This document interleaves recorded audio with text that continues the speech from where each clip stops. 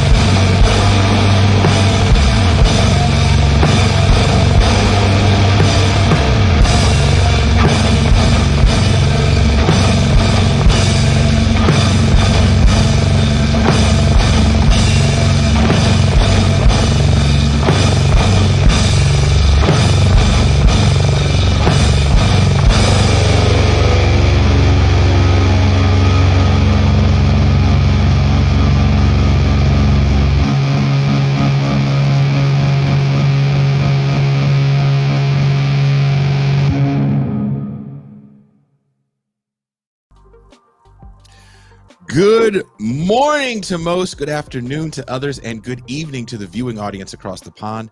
I'm Jason Miles, your host for another episode of This is Revolution Podcast. If you're new to the channel, please hit like, subscribe, and if you're enjoying what you see, make sure to hit the notifications bell, as we're constantly adding new episodes and doing cross streams with other channels.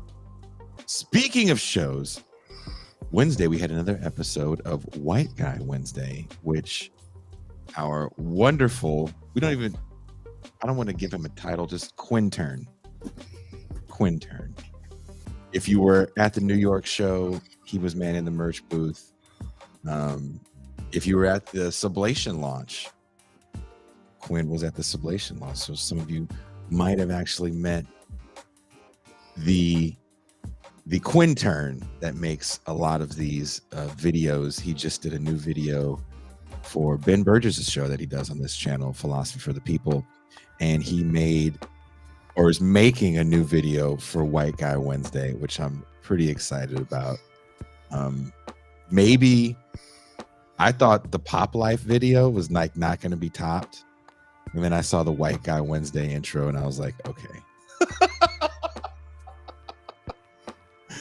that might be the chef's kiss of video so far. Did you like the White Guy Wednesday video, Tucson? I didn't check it yet. You haven't seen the little clip he sent us in the group chat? I've been asleep. Oh my God. That voice you guys hear, that lackadaisical narcoleptic voice you hear in the background. Wow. Is show producer who is not on her job in Tucson. Hello. I've been sipping on some scissor, getting some sleep. Well, the last White Guy Wednesday had Jean Bajlan and C. Derek Varn talk with Sublation Media's Doug Lane about his obsession or concern over the Twitter files. I think the fact that I said obsession, I'm probably going to get a finger waving message from Doug, or maybe my piece won't go up now because of that. Also, if you missed it, this was another great week of shows for us here at TIR. We started off the week with our guest flaking, but it didn't matter. We went on to have a great discussion about Black politics and hip hop. On Tuesday, we said we're going to change the thumbnail. Bajlan has not got around to doing it yet. Hopefully he will, because we don't want to mislead people. Click on it and they think we're baiting and switching. It's not a bait and switch. We promise you we will change the thumbnail today. It'll be done today. If Gene doesn't do it, I'll do it. Doing it live. On Thursday, Varn joined the TIR crew again. Like I said, he is the sometimes why TIR universe. He joined us for a discussion about the collapse of the Silicon Valley Bank, where we gave some historical context for these types of things. And then we went to the champagne room, where surprisingly Derek Varn joined us again. And we had a bit of a champagne jam where I played DJ for the better part of an hour, and Pascal and Toussaint did karaoke. So it was a good time. It was a good time.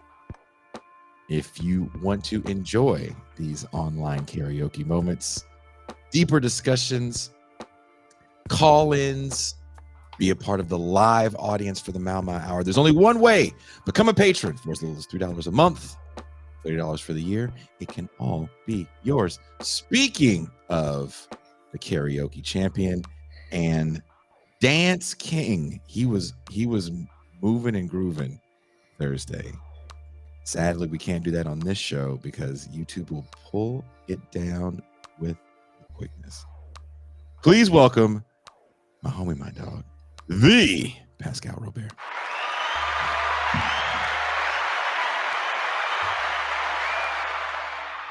Peace and greetings to the chat. Peace and greetings to the audience. Peace and greetings, Jason Miles.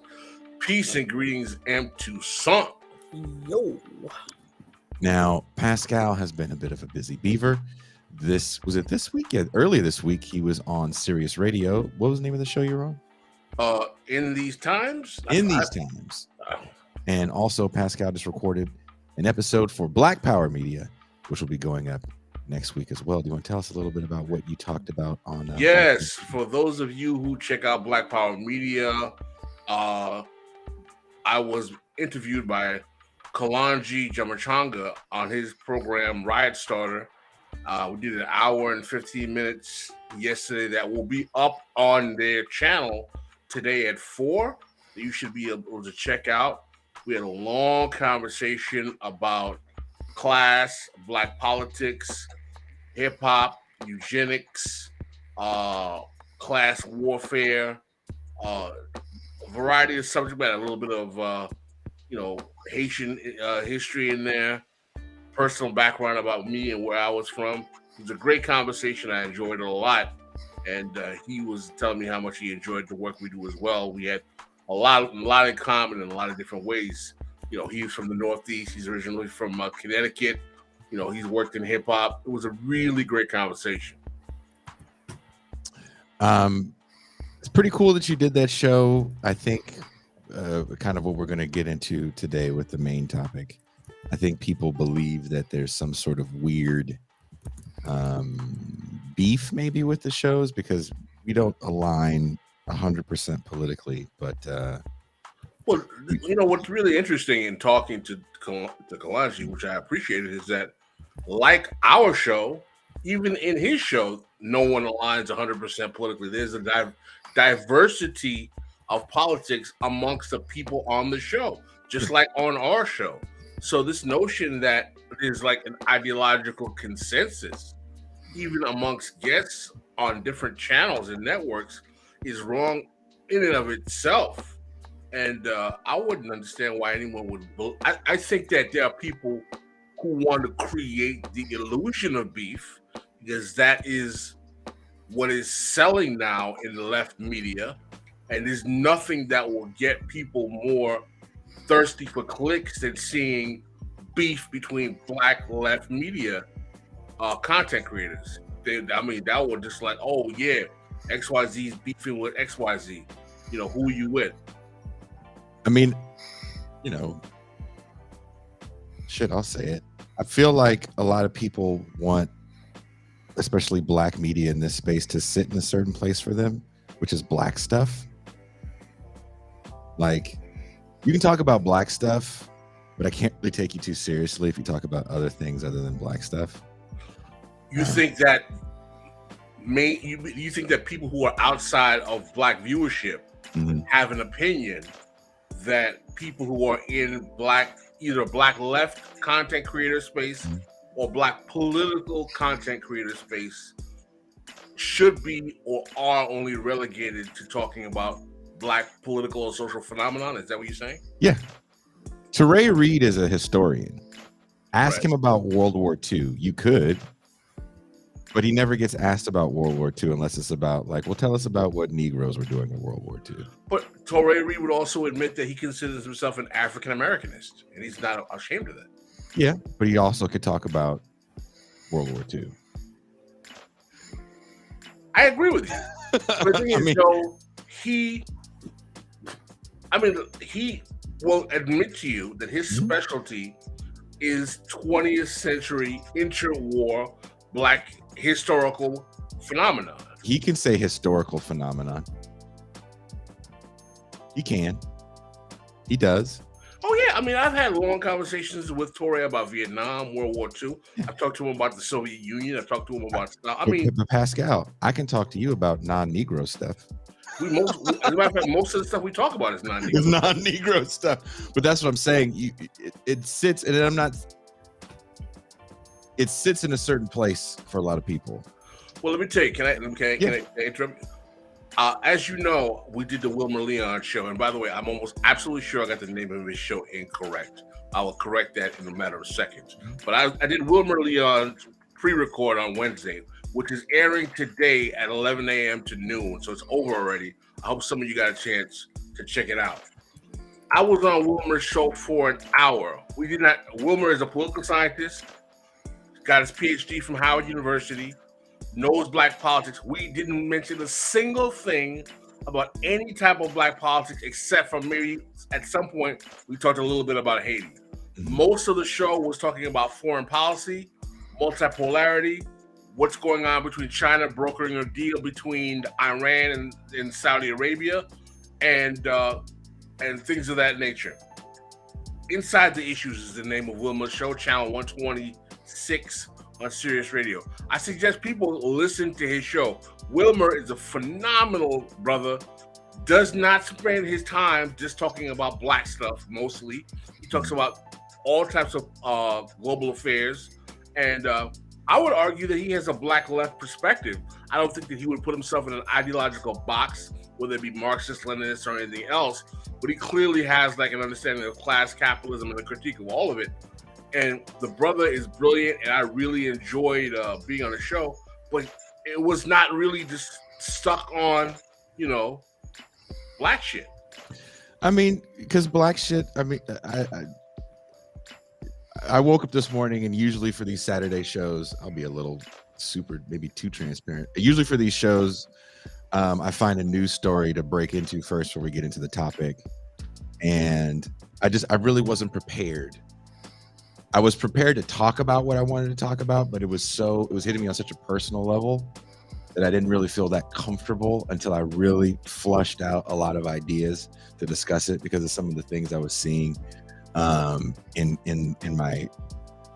my reading and what I was going to write about, which was a follow-up on a story we covered a few weeks ago about the Skid Row Housing Trust, and then this idea about Black people wanting more police in their areas and it being kind of a false notion. And it's always interesting to me, because when I see these people talk about what Black people really want, A, they're never Black, and B, they never live in these areas. And I find that fascinating. So, kind of back to the whole point of like, who gets to write these narratives? Who gets to tell the story? Do you really want to listen to the people? Or do you want to listen to what you think is a smart person talking about said people? And which Black people are you talking about? The poor ones, the ones like me. Well, the thing is though, right? And we actually talked a little bit about that on Black Power Media. By the way, Wilmer Leon is on Sirius XM. He's not on Black Power Media. Someone asked that question. But the point I was going to make is that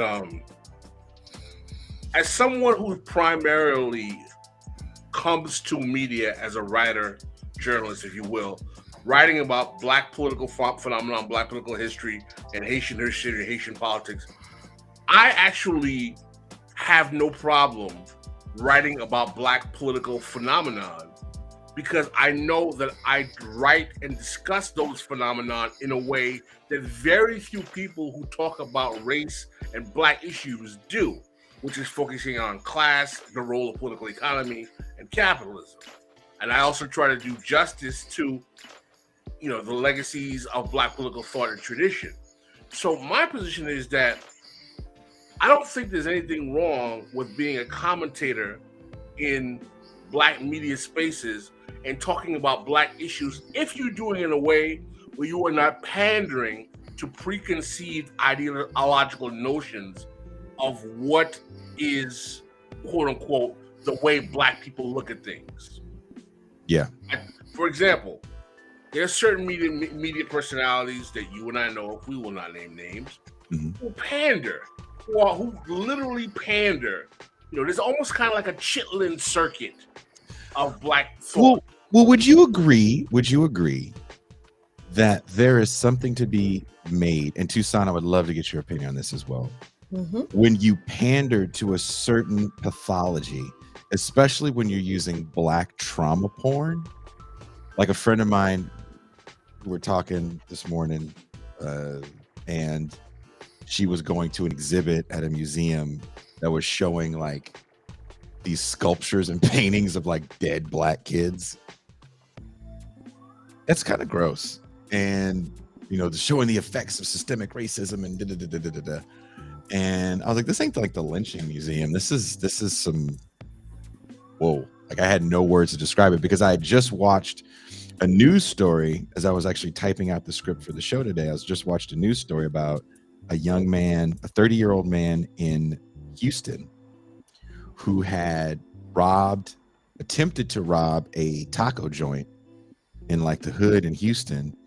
And he came in with a gun. There's cameras that showed it. And he was like, everybody down, everybody empty your pockets. Give me your wallets. People are throwing out their wallets and one dude's fidgeting. And as the guy walks around with the gun again, the dude that's fidgeting pulls out a gun himself and pumps 9 bullets into the dude. Luckily, he didn't hit anybody else. He hit the guy and then walked over him and shot him one more time. Went to grab the guy's gun. He killed him, of course. Went to grab the guy's gun and found out it was fake. And you see the man in frustration yell, "Fuck, it's plastic, it's fake." He throws it. He goes through the guy's pockets. He takes out everybody's wallet. He throws it out on the table. He goes, "Everybody get your money." And then he leaves. He ended up turning himself in. The police aren't going to press charges. The man that did this had criminal history. He was literally on parole for beating his wife. And he had just got out of jail some years prior for being in a car with some people that killed someone in a robbery.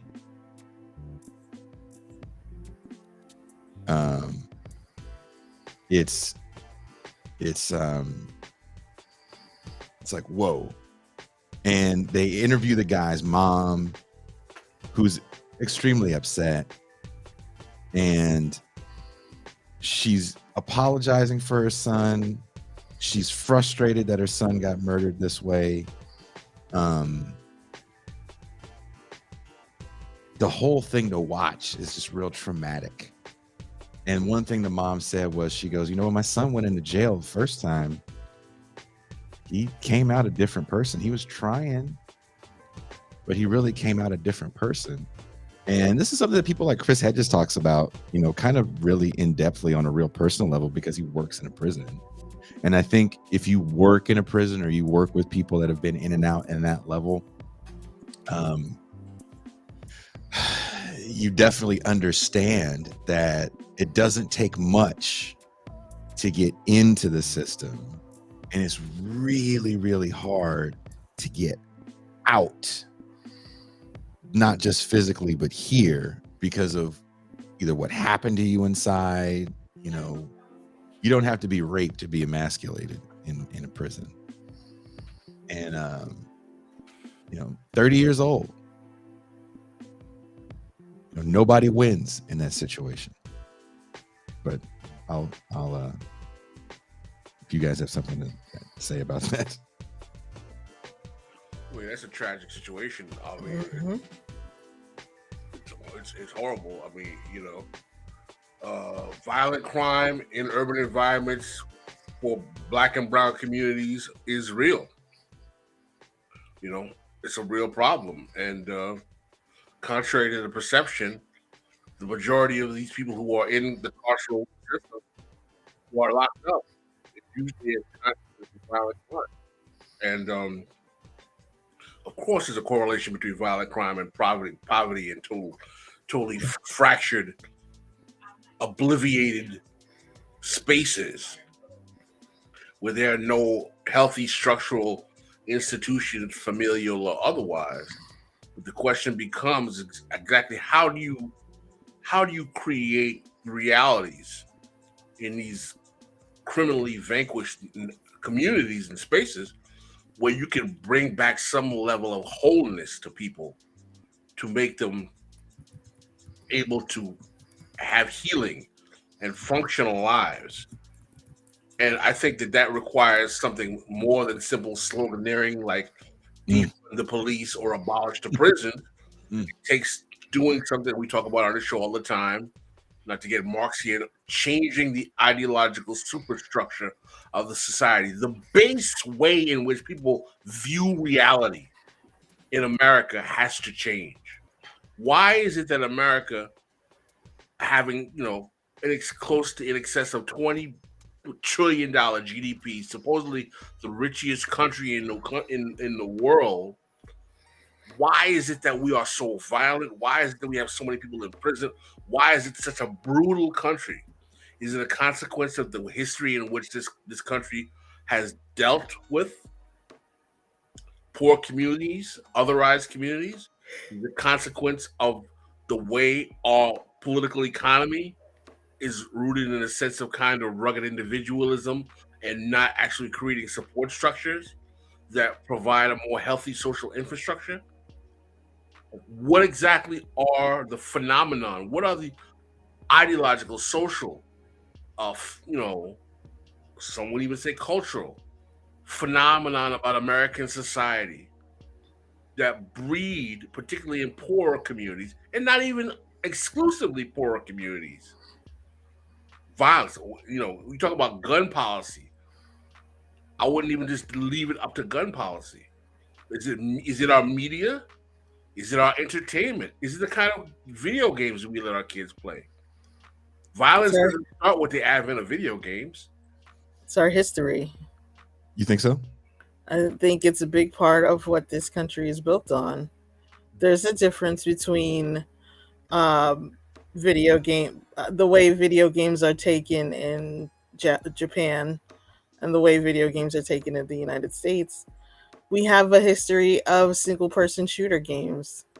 Those are popular here and they're not as popular in other places. We are the country of single person shooters. That's interesting that you say that because, again, I live here in what some people think is a really violent place. And I was out yesterday and there's this old man that I ran into when I first came down here that was kind of trying to help me out a little bit, giving me the lay of the land. And I ran into him for the first time in months. And he recognized me. We got to talking. And he's been here for 20 years, loves it. And we were talking about the first thing people always ask us is it violent down there? What's the crime like? Is it violent? Is it violent? And we were kind of laughing about how not violent it is, but the imagery, to your point, Tucson, the imagery of violence is literally what's sold here. When we were on the Real News, I didn't have these posters up. It was just white.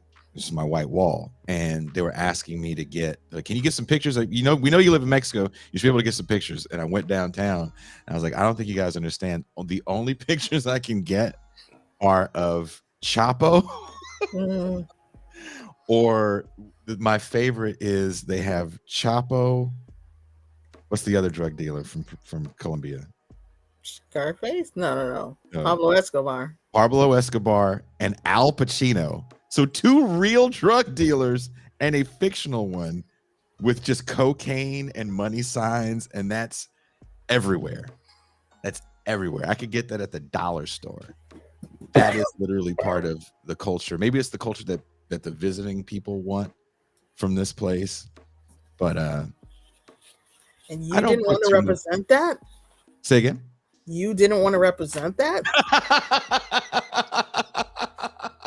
I don't think the real news would have really liked. I wouldn't have liked to have that behind me. Even as a joke, I couldn't do it. I don't know if video games and TV really play into it, because again, anything you're going to see about here is always going to be Narcos. It's just what it is. I mean, listen, there was crime, there was violent crime in the early 20th century in the United States. There was no video games, there was no analog music, there was none of that stuff. I mean, if you actually read criminal reports from New York in the early 20th century, it's pretty bad. And what you find is that, pretty much, particularly in urban environments where you have vice, you have underground economies, you have kind of lascivious kind of, living, there's a degradation in certain values that people have that will lend them to do certain things. There's a reason why you have people engaging in the Great Migration from the South, moving from agrarian plantation economies to places like Chicago, Detroit, New York, and California. They start to indulge in criminal activity when there's a lack of work and lack of resources, because the only way they can find revenue is through underground economies. Underground economies have a correlation of crime by the nature of the businesses that engage in them and indulge in them. So these phenomenon, they all have a role. But the question becomes, and I think we're all on this show as good lefties will reject the notion, contrary to what that imbecile Thomas Sowell will say, that what makes us think that policy or government can change these things? The same reason we know government got your Harlem ass to get a degree with the GI Bill. That's why, because we know that that policy can do things like lift the white poor into upper middle class and middle class status vis-a-vis the New Deal and vis-a-vis World War II, which was nothing but the New Deal on steroids. That's why we know that, because we know that there have been periods. We know that when the Homestead Act was giving European immigrants hundreds of acres of land in the great expanse of the West, that allowed them to lift them up into the middle class with farming that wasn't given to other communities, particularly Black folk.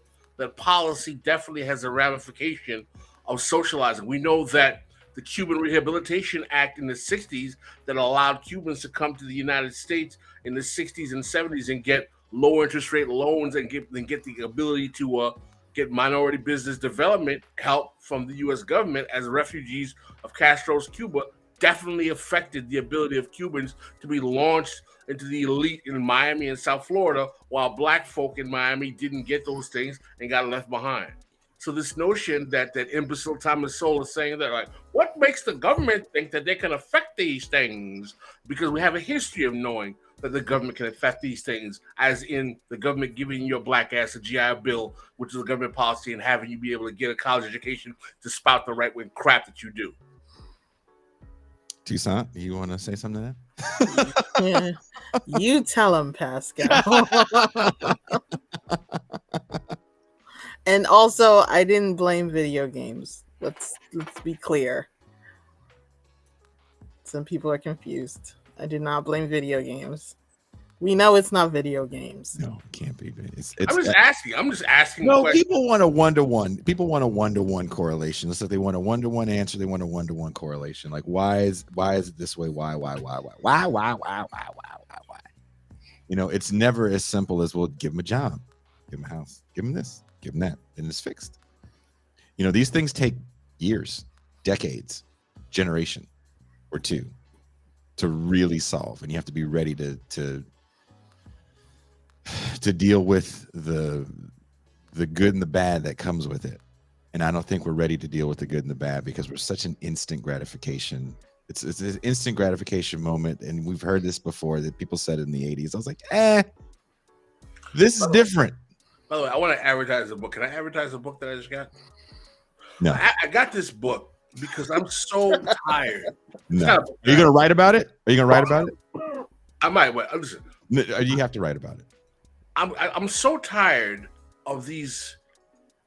I shouldn't call these people ignorant. I'm so tired of particularly black folk, but even white folk who think that these right-wing charlatans are brilliant because they do not go along with the black liberal narrative. Because number one, black leftists reject the black liberal narrative, and we do so for years. But we do so because we realize that the condition of black people in America is a consequence of political economy and the way race and political economy have merged to facilitate some negative consequences for some black folk, large numbers of black folk in the United States history.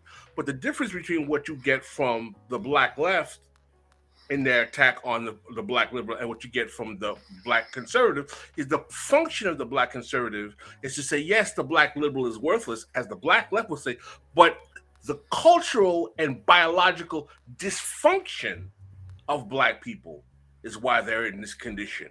Not asking, well, what exactly are the phenomenon that created those cultural?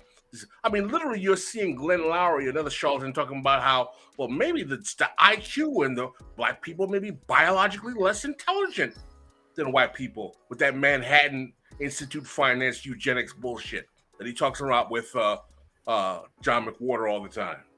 Because you have to understand, those pork chop Negroes, they are also, the same way you have liberals who are on the payroll of the foundation world, the black right is on the payroll of the foundation. It's just different foundations. Manhattan Institute, Heritage Foundation. So they are getting their right-wing fat back and biscuits, just like black liberals are getting their fat back and biscuits.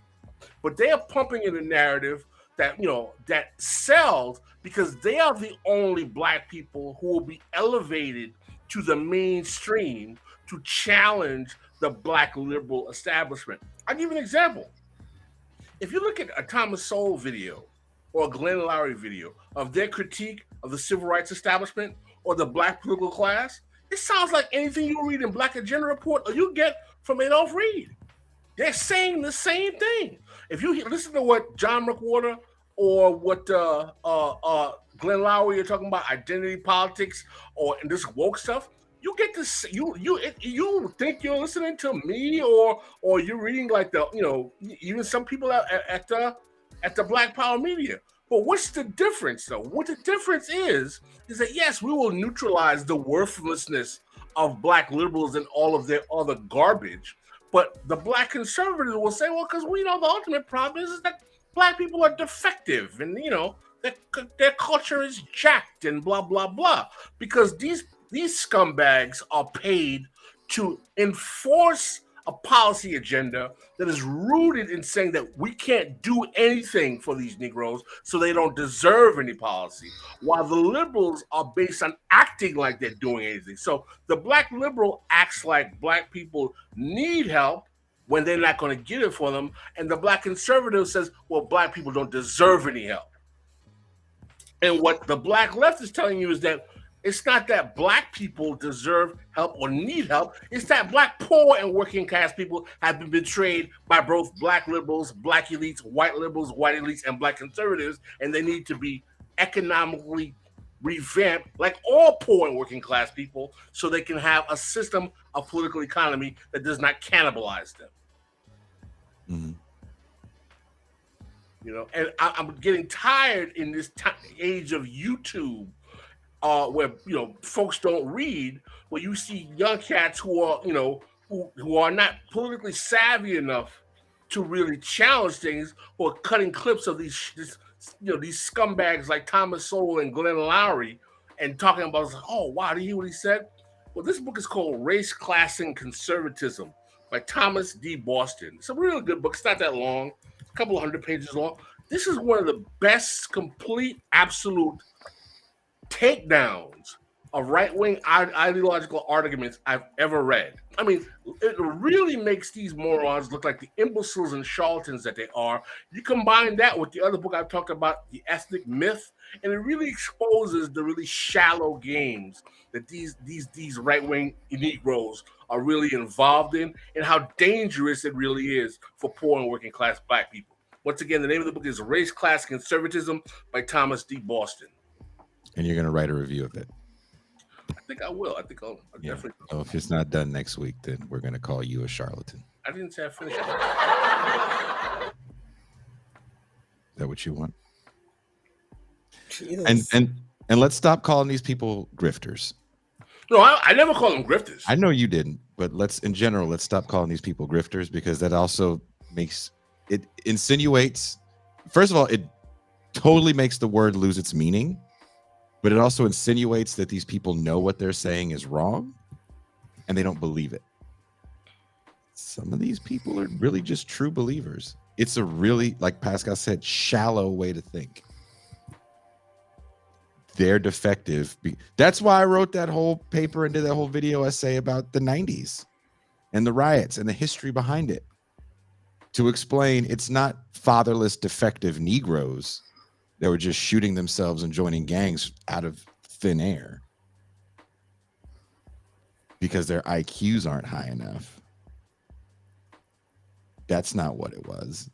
There were all these other factors: influx of cheap cocaine, deindustrialization, gangs that were already there. So you have an infrastructure to distribute said cocaine, people that can't afford to buy it in its powdered form so you can cook it. And now you have affordable cocaine. There's a reason why all these things happen. It's not just because nobody had a daddy. By the way, shout out again to that piece, The Economic Origins of Mass Incarceration. It's another good piece coming out of a politically economy-based analysis of the causes of mass incarceration. Someone told me there's a video of the author of that piece debating Glenn Lowry about his culturalist beliefs that, it's the culture of the Negroes and their IQ problems. I mean, these are the same people that blame it on hip hop. Yeah, it's absurd. Yeah. Shout out to Fat Boy Jason Whitlock. He's definitely a blame it on hip hop kind of guy. So when heroin was totally devouring urban environments in the early 70s, when we didn't have the high levels of single mother rates that we have now, was it hip hop then? It was funk music. It was it function. Make my funk be funk. When Du Bois, when he wrote the Philadelphia Negro in the 1890s, talking about the submerged tenth of blacks who were poor and likely criminal indulgent, but we had black below the marriage rate of black people was phenomenal. What was it then? Was it hip hop? Was it no? It was scatting. It was ragtime. It was ragtime and scatting. Yep. All that ragtime. Hello, my baby. Once them ragtime niggas came into town sagging in ragtime pants, it was rap. It's the shortbread. I mean, they really infuriate me, man. People always ask me, well, why don't you debate some of the black? I'll be very honest with you. I would not be able to keep my composure debating black right wingers because I have so little respect for them that I understand their hustle completely that they infuriate me. They infuriate me because one thing that Janice Graham, shout out to Janice Graham from Our Common Ground, she always said, don't ever have a guest on your show that you don't respect. I don't respect these coons. I don't. I tell you what, because they're dangerous. They're dangerous because between them and the nonsense that we get from black liberals, it creates things like underclass ideology that justifies prison that gets Negroes locked up and destroys communities even worse. Agreed. Well, speaking of coons,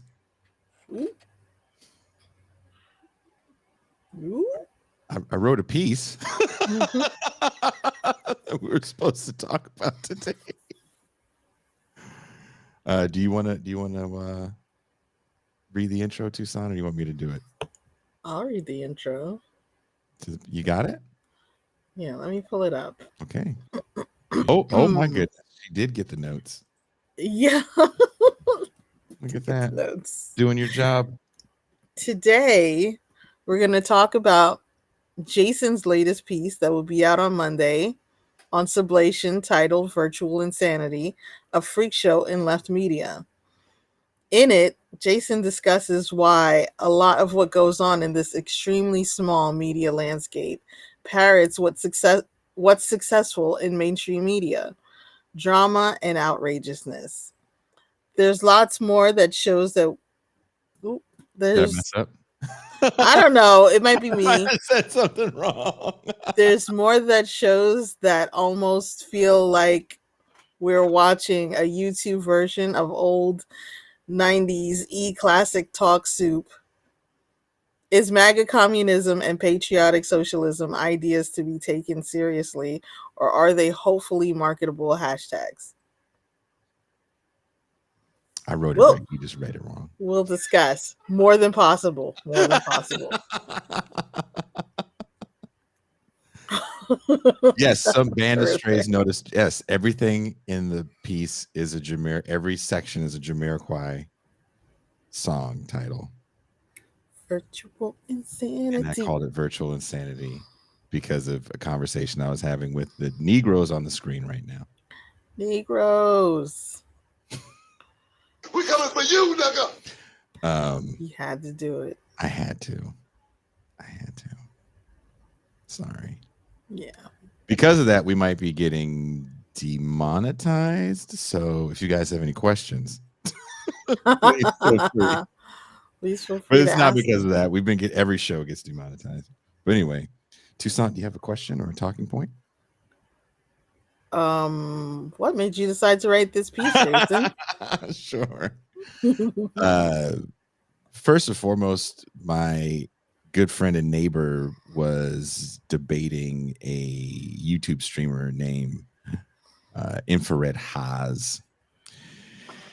He had agreed to a debate, and they had made some pre-debate terms. And this person also debated another friend of mine and friend of the show, who I actually spoke with the other day, Astar Bear. And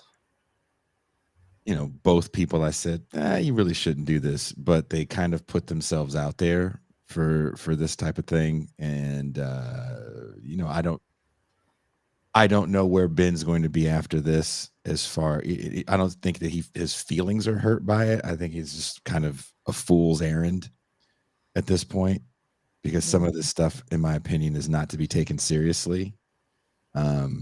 MAGA never meant anything.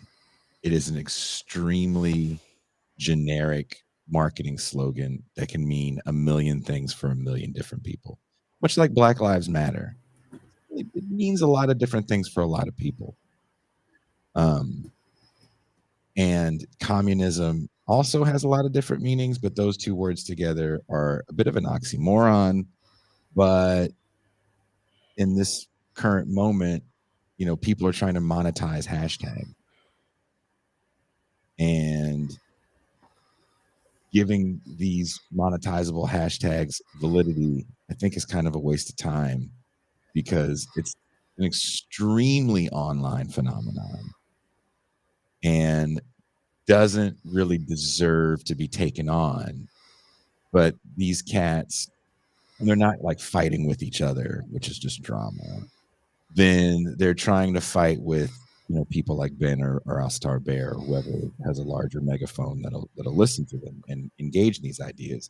And those two people are, and I write about this in the piece, they're professors, they're teachers, so, and they're PhDs. So their whole thing is, I had a thesis, I had to figure it out and have someone challenge it.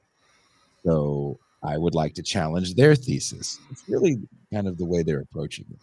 Real quick, we have a super chat from George Dorsey. Yeah. Never debate these clowns. It's just internet trash. That's kind of how I feel. And that's a bit of a mantra for the show as well. We don't really do the debate thing, or as Pascal was saying before, the argument thing, bringing people on that you just want to argue with, which is frustrating, because audiences of these types of shows definitely send messages in chat or in comments or even like emails and Patreon, like, hey, why don't you guys bring so-and-so in to hash this out more? And first and foremost, a lot of these people don't want to hash this stuff out more. Taiwo doesn't want to come on this show and talk to us. Sorry. Even if we wanted him to, he doesn't want to. It's not going to help him in the long run. When you pivot a certain way, as Pascal was talking about foundation money, whichever way that is, be that constantly talking about identity, sometimes a certain moral bankruptness with the way you portray certain communities, there's money in that stuff. And you don't really want to get those theories challenged in an arena where you can get snipped and clipped and that clip go quote unquote viral. So, we have our opinions about this stuff. Pascal did a whole show after he read Elite Capture. It starts from a false premise. And you want to get into that, Pascal? We're talking about here in terms of the false premise behind just the whole idea that we should be having these fights. I think a lot of people are so used to watching drama TV, like it's just a part of the way that we've been watching entertainment for so long. Even the younger people that watch this show grew up with a very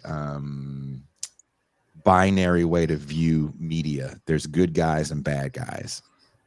And I'm going to be on the side of the good guys. This was my thing is that I'm not opposed.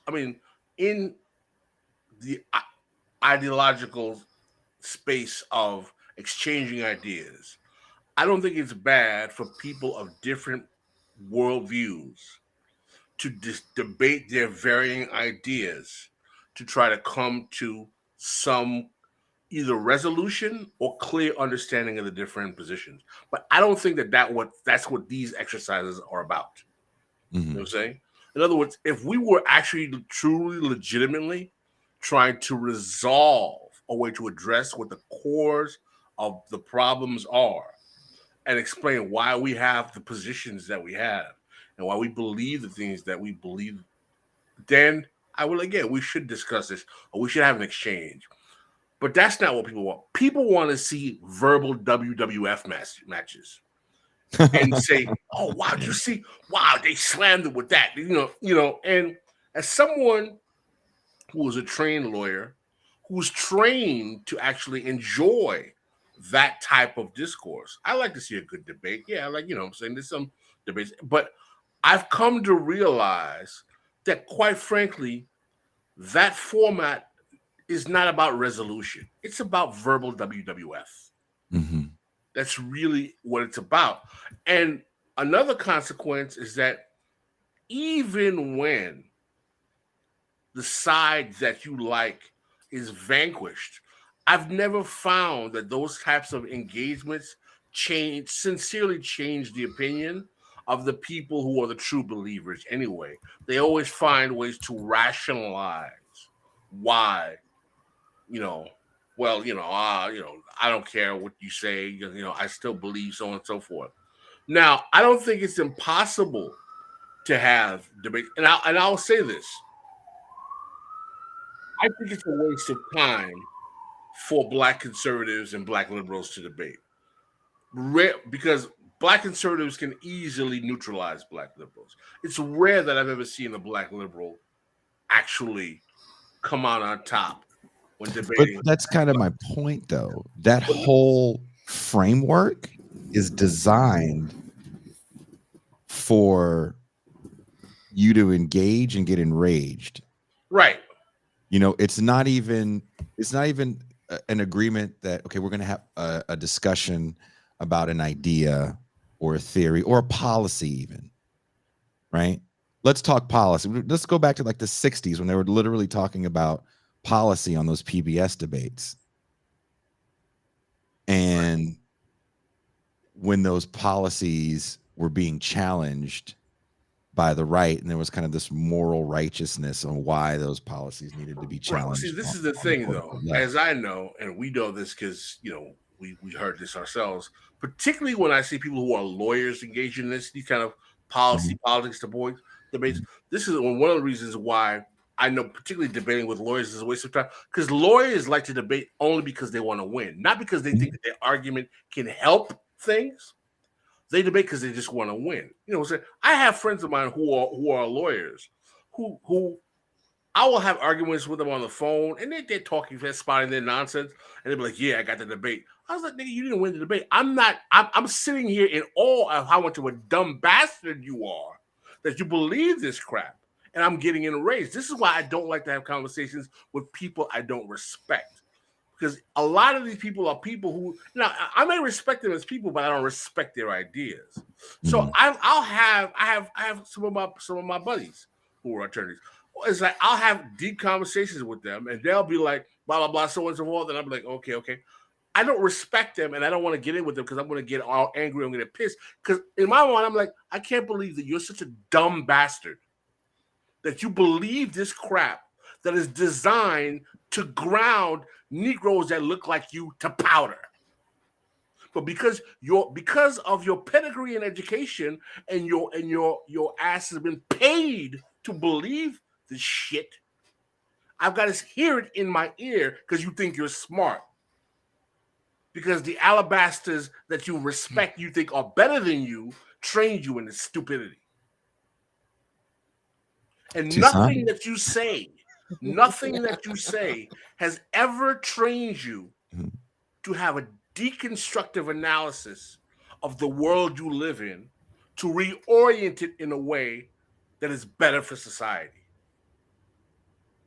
In other words, there's nothing you've ever learned in your life, with all your education, with all your PhDs, that has ever asked you to engage in challenging the status quo of how things work. Well, that's also kind of my point with this stuff. We don't have to really, quote unquote, engage too deeply, right? Because thinking too deeply is kind of not part of it as well. A lot of people just speak in, I call it Twitter talk. You have that's the problem. A limited amount of characters. You have to get your point across, and you have to play the hits.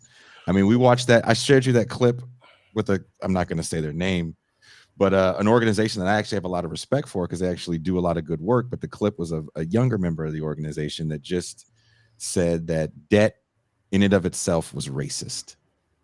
And I was like, that's interesting. Sus.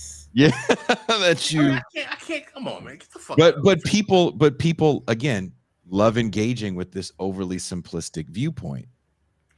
I'm playing the hits. See, that's an example of some dumb rad lib woke shit that a black liberal will say.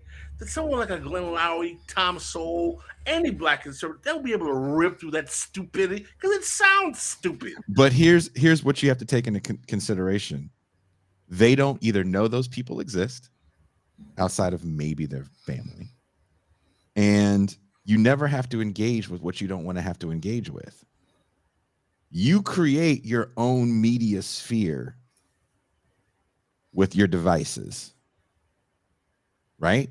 Mm-hmm. So you never have to engage with a contradicting viewpoint unless maybe you're in the real world.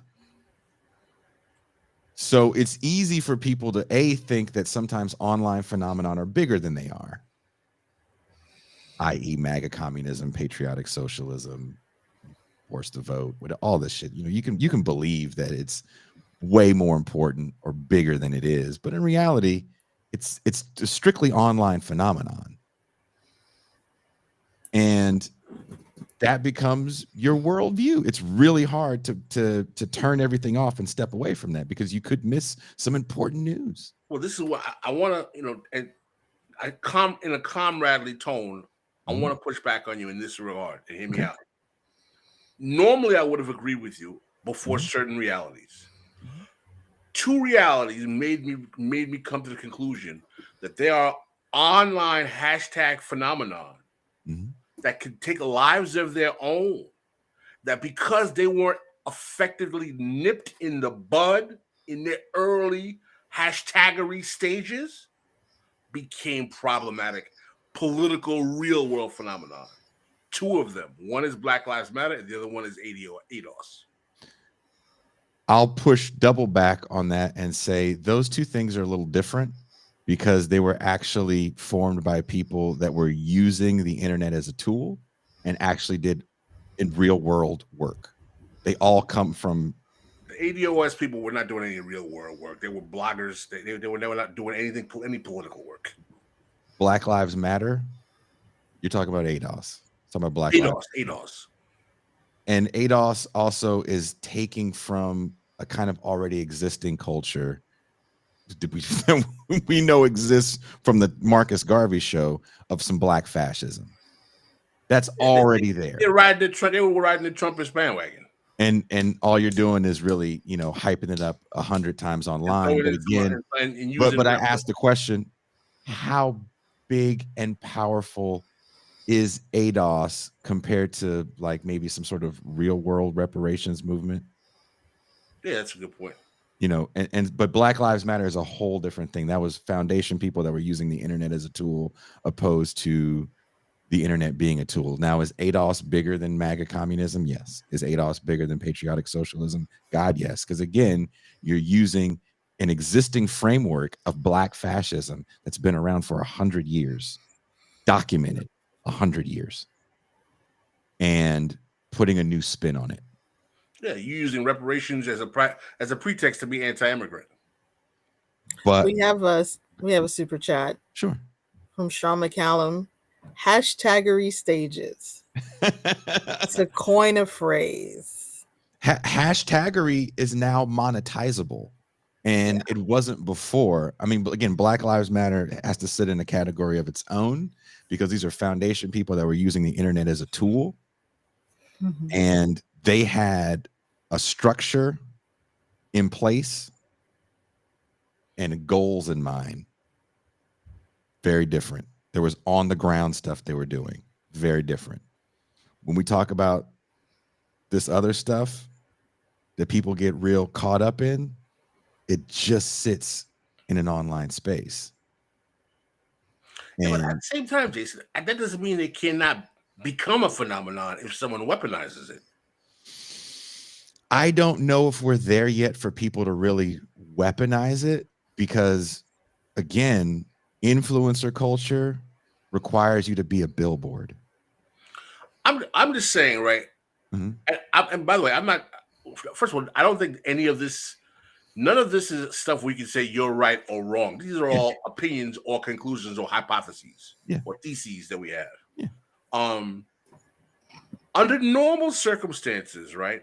If we had this conversation maybe 2 years ago or 3 years ago, I probably would be agreeing with you.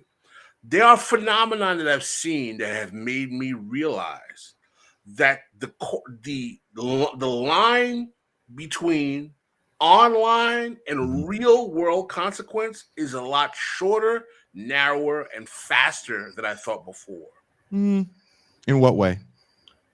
I look at the manosphere. I look at people like Kevin Samuels, who when I was watching, I remember watching that guy. No one knew who that guy was. Literally. And I was like, this guy's really an asshole. I was like, this is like, I understood why he was popular. Mm-hmm. I understood the shtick that he was pushing. I understood why people liked him. At that stage, he was still very low. And I was like, this guy's getting big. And I remember telling people about it. I was like, yo, man, this guy is very big. He's got a large following. You should watch out for this cat. And people were like, well, who is this guy you're talking about, Pascal? Blah, blah, blah, so on and so forth. And he grew, the dude died and he blew up bigger than when he was alive. You're also conflating a lot, right? Because you're saying that Kevin Samuels only existed in an online space. And number two, you're giving him a lot more credit than maybe he deserves. Oh, no, he's definitely a secondary or tertiary phenomenon that existed. But those men that he speaks to already exist. He's That's not true. He didn't start the space existed before him. but he's not creating men, right? And I think what people are looking at with these things is you're creating a problem, right?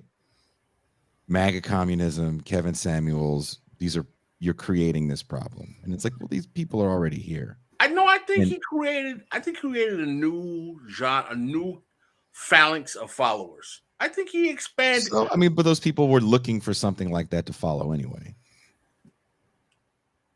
Let's what I mean. Well, hold on. Let's let Toussaint talk for a second. Toussaint, what do you think? Those people were looking for something. Yeah, there are people on the outskirts who were susceptible to that kind of message. So it's sort of in between what both of you are saying. Kind of. Yeah, I mean, you know what I mean. You're already open to that way of thinking because it's already so in popular culture. These people have never said anything that you've never heard before at a barbershop or on a hip hop record. Oh no, it's definitely no. I mean, not at all. I mean, I've heard that bullshit for years. They're just it's back to the whole point about like how do you market? I mean, it's funny. I actually know one of my fraternity brothers went to college with Kevin Samuels. I talked to him recently. He's like, I knew Kevin Samuels. I watched him pledge. They're like, he basically was a didn't he say that dude was not as well off as he proclaimed? Oh, he said he was living with some white chick. He was just hustling. He was pimping her. And like, but again, that's my point. This is all fake it till you make it, hustle culture. Yeah.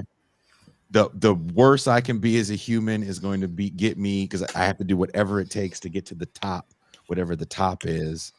And we can start believing that these things are bigger than they are, more influential than they are. Like someone brought up Andrew Tate in the chat.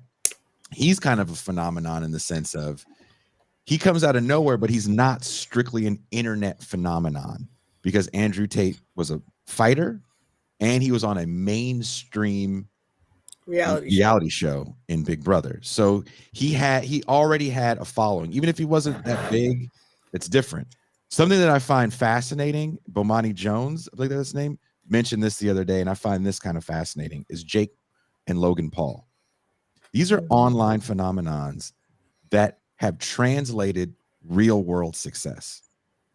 These online people are fighting professional fights, making more money than professional fighters, not fighting professional fighters.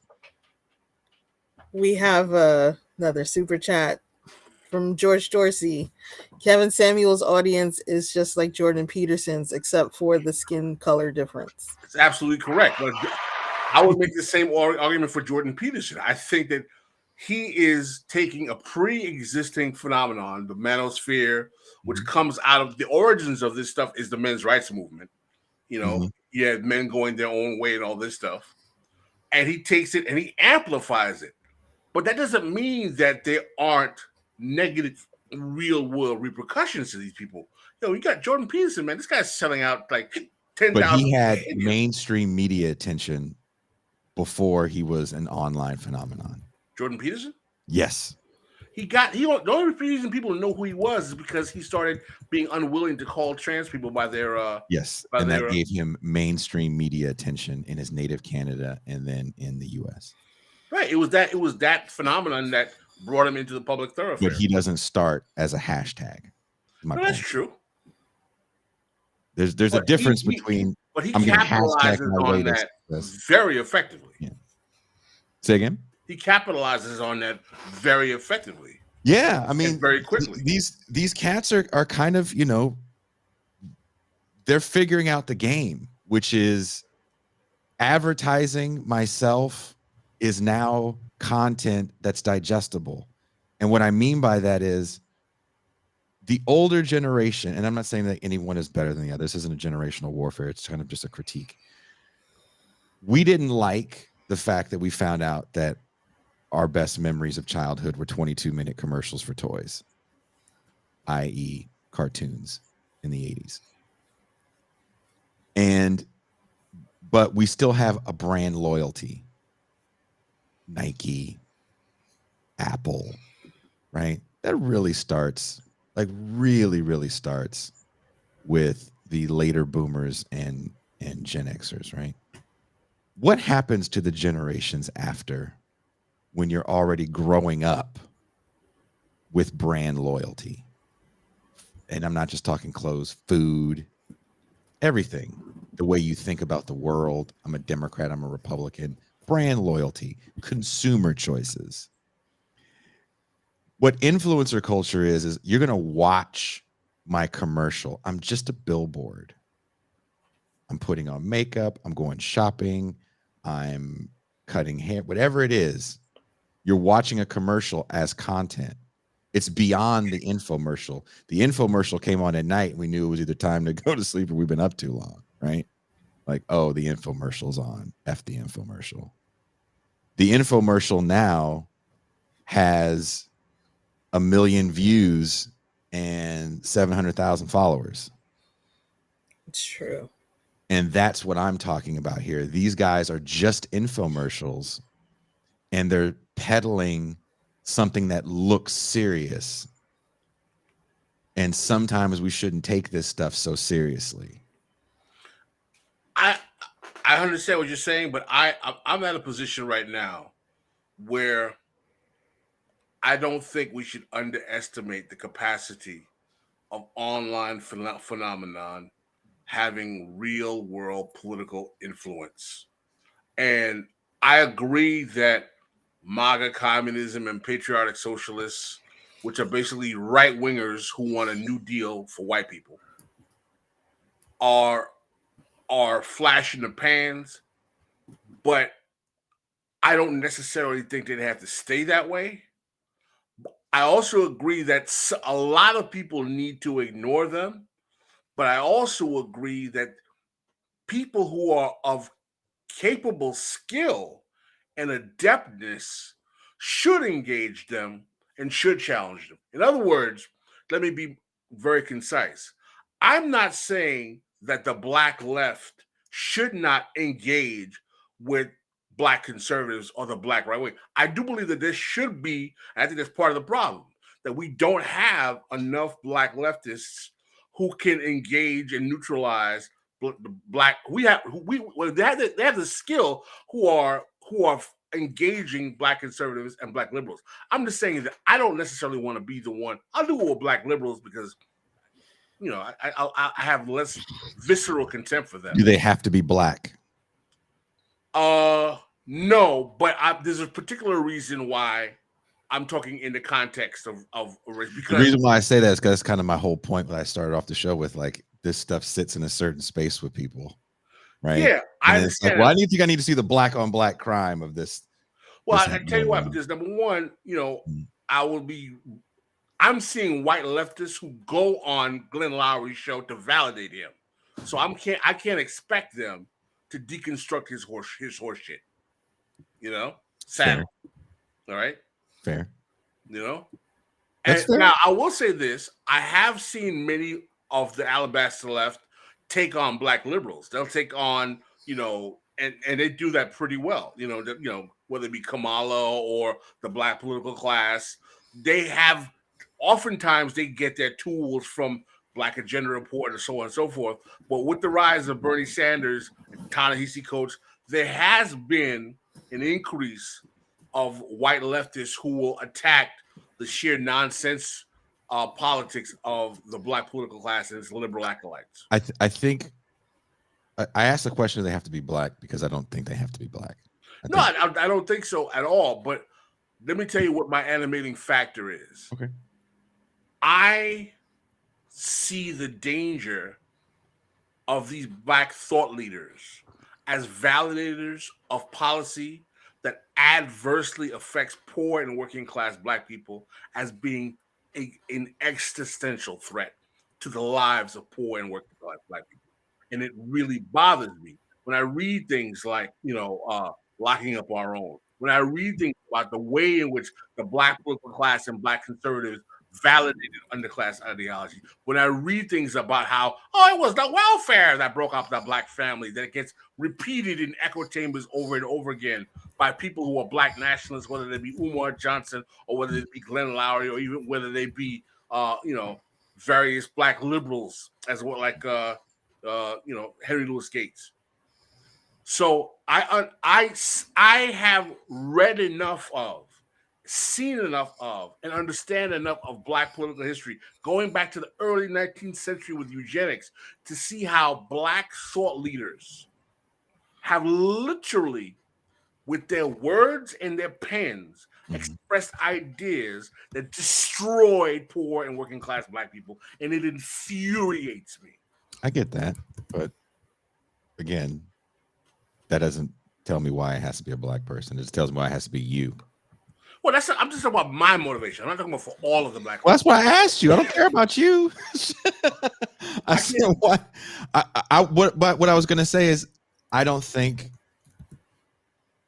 people on the left choose to engage with black right wingers.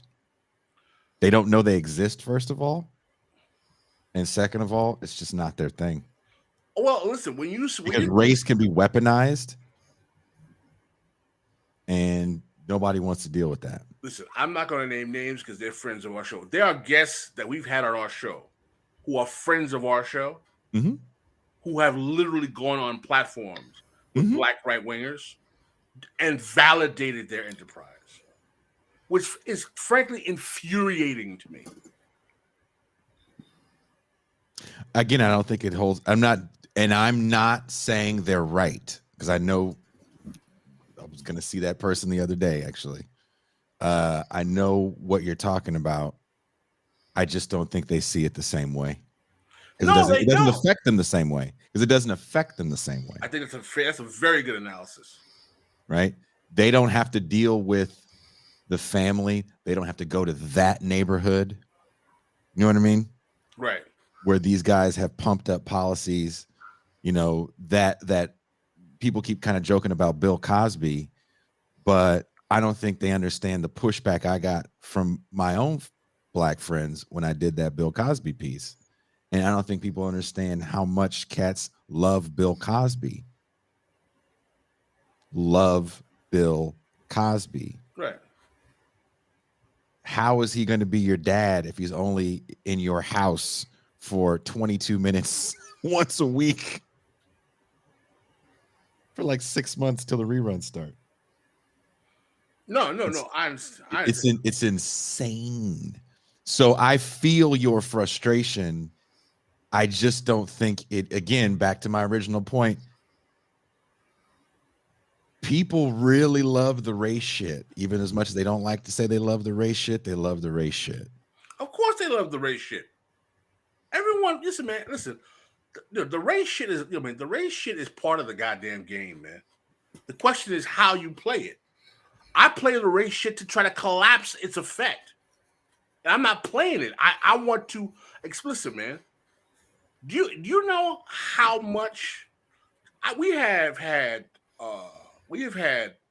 Jeff Kennedy on this show 3 times. 4 times talking about black eugenics.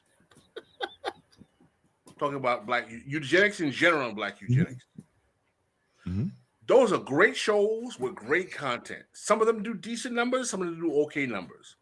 But the black people don't want to talk about that shit. Black people don't want to talk about a lot of shit. You know what I'm saying? But black people want to believe that the CIA sprinkled crack on their neighborhood. Guess what? A lot of white people who are thought leaders, they don't want to talk about that shit either. You know why? You know why they don't want to talk about it? Because it collapses the charade of all these Negroes are in it together. It collapses the race shit. So that conversation doesn't really get the kind of love that you would think. Class warfare, talking about class amongst black people. Listen, man. Basically, besides the white left and black academics, niggas don't know who the fuck Adolph Reed is. They have no idea who he is. Saying that this is a conversation. This literally was a conversation Pascal and I were having. Maybe I was yelling at Teray. I swear me and you had this the other day. Like, nobody knows who Adolph Reed is. No. Read class notes. It's class notes is an important text in 2023. Yeah, they don't. No, man. Understand this. Understand this. You ask most black people, well, who are the black intellectuals? No, they'll say Cornel West, Michael Eric Dyson, Mark Lamont Hill. Then they'll say, then if they're educated, they'll say Thomas Sowell, Glenn Lowry, or John McWhorter. We were on a show. I won't. Charlemagne the God. We were not on Charlemagne the God show. I would love to be on Charlemagne the God show. We would talk, man, talk about black on black crime. We were on a show. I won't say the name. Pascal and I were guests, and the host was bringing up John McWhorter as if he was saying this great and wonderful stuff, and it was such a kind of slap for me. I was like, what? Pascal was a little more composed than myself, but you try to be polite when you're invited on someone's show, but you're like, yeah, that dude isn't us. You remember that, Pascal? Yeah, I do remember that. Yeah. But the point I'm trying to say is that the premier intellectual tradition of black thought in America, of challenging the role of class in its effect in post-civil rights black politics, is unknown to most black people. Pretty much the only person that most black people ever talked about class was E. Franklin Frazier's The Black Bourgeoisie in 1957. I would say Cornel West. Cornel West didn't start talking about class till after Obama. No, Still, Class Matters comes out before that. That was Race Matters. That was Race Matters. Race Matters comes out, then Class Matters. You didn't talk that much about class and Race Matters. I said Class Matters comes out before Obama. Class Matters, that's Obama. That's Adolph's piece. Adolph's book. Class Notes. Class Notes. Cornel West wrote a book called Class Matters. Cornel West wrote Race Matters. Yeah. Race Matters in the 90s. Yes. 80s, right? No, that was in the early 90s. Early 90s, like 91, 92. You sure? Yes. I'm just saying that's who people will point to. I read the book in law school. Cornell was not heavily talking about class amongst black people until pretty much after Obama. Right. That's when he came out the closet as a radical leftist. The point I'm trying to convey is that he did. In the post-civil rights era, a 50-year tradition of talking about the role of class in black political development. Most black people, unless you are an academic, they have no understanding of that history and of that scholarship. And this is the rub. The first time many get exposed to it is through watching him on Jacobin and these other left platforms where they're already socialized to believe, they don't really take race seriously. They take race seriously. So it creates an even worse conundrum. Who doesn't take race seriously? Broke up. No, it's like the belief that the black political class has that the white left or the left doesn't take Bernie Sanders people. They don't take race and racism seriously. Do you believe that? Like the way? No. I don't think that they don't take race or racism seriously. I think it's difficult I think that they don't understand how class and race work with black people. What do you think, Toussaint? I could definitely see that. By the way, my piece isn't about any of this. It's not. Pascal tried to hijack the show because he didn't read it. No, I read what you sent me in the email.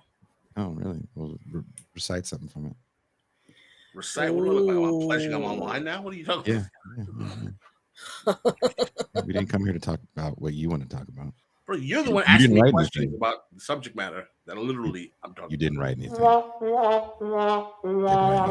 We don't have a flux capacitor time machine to go back. Flux capacitor. I'll just say class isn't well understood in this country. That's correct. Fair. Obviously, it's much better understood in a place like the UK. they'll actually talk about it. In the United States, it's hard to get a conversation about it, hard to get people really talking about it.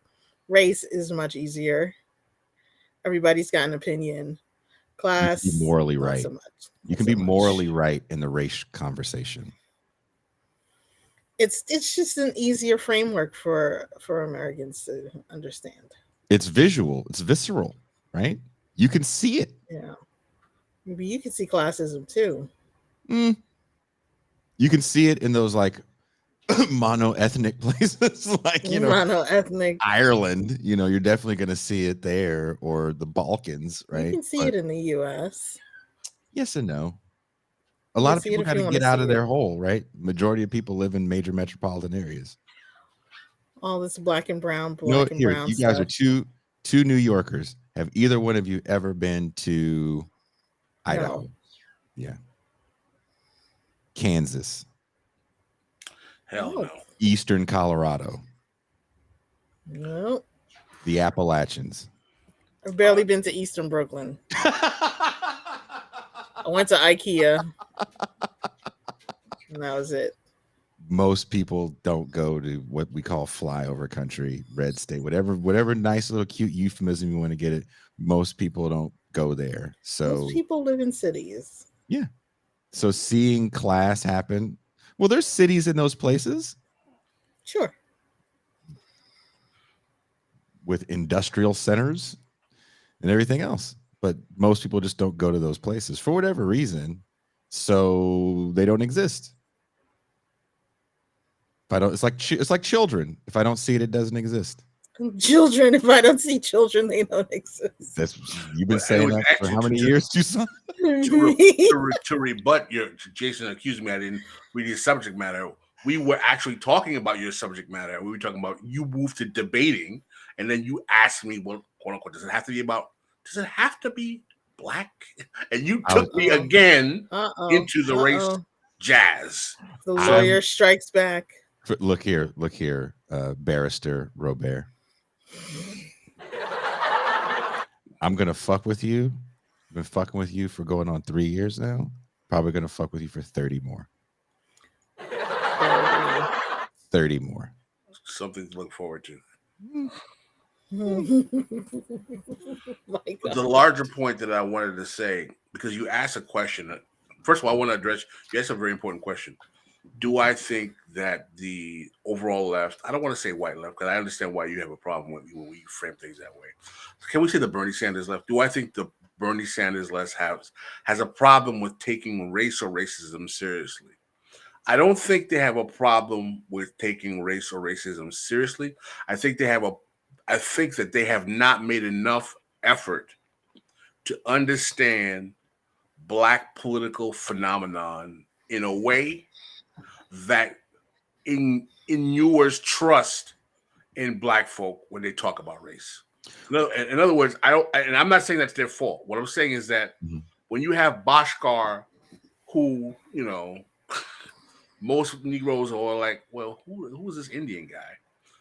Writing articles about like, why Black people shouldn't take reparations. They'd be like, motherfucker, who the fuck are you? Well, I mean, also, I think they just don't understand poor people. Because these are also people that always speak for poor people. Kind of again to the initial point of the show when we started off, I was watching, and I sent it to you on Instagram, and I'm sure you saw it, that clip of this guy saying things that are true to a certain point. But when talking about poverty in such a way that you think that, crime isn't really a problem and these people are too stupid or just or too ignorant to understand what are the fixes is part of that hubris that I think you're speaking about of this class of people. And one of the things I really enjoyed about the debate, if you will, between a white guy, Norm Finkelstein, and Robin D.G. Kelly and Barbara Smith was he pointed out that this curriculum that wasn't getting AP credit in Florida did not at all touch on Black working class people. No, I loved it. It was great. Just black superheroes. And the black superheroes sat there and said, well, that's because we need to do the speaking for these people, because who else is going to do it other than us? Right. No, literally they said, well, of course the black middle class makes up the intelligentsia in academia. I mean, it's not like we can get the prisoners. They're kind of busy, I'm like, busy breaking boulders. No, Barbara Smith. Throwing a chain gang in her mind. That was the most elitist. By the way, this is Barbara Smith from the Combahee River Collective or Blacklist. That was the most elitist shit I've ever seen come out of a Negro's mouth, probably this month. Of course, the black middle class. What did somebody say last month? Of course, the black middle class are the ones that are teaching this. It's not like we can get the brothers and sisters in prison. They're kind of busy. So that's basically the whole panoply of black classes, either PhDs in academia or niggas in lockup. Well, niggas in lockup apparently are the geniuses, according to Barbara Smith in that one. She said all the geniuses are in prison. And my first thought was, no, they ain't. Them niggas got caught. Sorry. I was like, this is your queen? This is the woman that Barbara Smith from the Combat. I was like, this is your queen. Damn Killmonger. For real. Pascal came with this Michael P. Jordan. This is your queen. And this is your queen. There in the Combahee. I was like, Pascal says the worst year this month. I'm like, what does your year look like? And are you charting these things down? It's so bad. When I heard her say that, I was like, when she said that, I was like, shout out to Joy James. She is absolutely 100% for ethering all of these academic Negroes. Shout out to Joy James for having us in her book. Have you guys gotten her book that we're in? Yay. If not, you should get it. Revolutionary Love. Should I go grab it so I can show people to go get it and go to the page that we're in it? No, I don't think no, chapter. Chapter. My only sadness is that Katie Halper didn't put the full Norm Finkelstein segment on the free section, because he was destroying these people. DJ Kelly coming trying to retort Norm. I was like, man, well, you don't sit down with your Jerry Curl having ass, man. Get the Jerry Curl having S curl, whatever it is. What the? I don't even remember his hair. Yeah, it's a. I think he's got that Teray hair. Oh. Yeah. I mean, Norm was just like, I'm looking at this curriculum. There's a lot about music and a lot about black hair. Where's the black working class history here? Where's Ella Baker? I don't understand. Norm is also going to be our guest for Tuesday. So shout out to the great Norm Finkelstein, my good friend. I'm reading his book right now I'll just be quiet, but I'm reading his book right now. Yes, someone said conks. Yes. DG Kelly and Teray Reed have a conk. They should have a conk off. Conk off. I don't think Teray has really a conk. I just think his hair is straight. Yeah. DG Kelly clearly got some products in there. He got products. It's just less jam, man. DG Kelly is straight up that dude from Coming to America. Let your soul go. I can't even hit it right now. Yeah. No, Jordan Dubin. This conversation has gotten black now, so don't. It's not conch. Oh, she said conch. It's conch. Conch. Conversation's gotten too colored. No, y'all over here talking about he leaving stains on couches. Clean. I'm just saying the nigga smells like less jam. Let's jam. Remember less jam? Mm-hmm. Pascal, you've never had a curl fade, huh? Nah, man, I never had. Man, I'm from Jamaica, Queens, bro. You ain't from the West Coast. Never had a curl fade. That's like this nigga never had a curl fade. Then you have not known the wonders of the Black Beauty Shop. Nah, man. Ran by a Korean. I mean, listen, I have Robin D. G. Kelly's book Hammer and Hoe. It's a good book. I think that brother's done some good scholarship. I don't dislike the brother, but I was like, oh, man, come on, dude. You coming here with the weak sauce here, man. You kept interrupting. That was rude. That was a problem. I'd like to interrupt here, Norm. Norm, I'm going to interrupt you right here. The brother doesn't have much bass in his voice, but that's that's not I can't take. I gotta interrupt here. I have to interrupt. I can't. It said Jason with the hard K on Korean.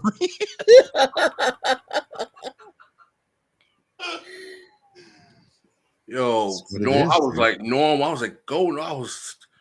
Norm was like, go Norman, go Norman. The Edith Bunker watching Norm debate. Norm was killing it. I'm excited for him to come on the show. I've been reading his book. If you guys haven't checked it out, it's on Sublation Media. It's called I'll Burn That Bridge When I Get to It. The first two book releases from Sublation, I've really enjoyed. Tom McGowan's book about happiness. Mm-hmm. Pleasure. Pleasure. Yeah. What was it called again? Politics of Pleasure? Was that what it's called? I'm not sure. We over here making shit up. We are. Can you? We read it, did a show on it, talked to him about it on the show.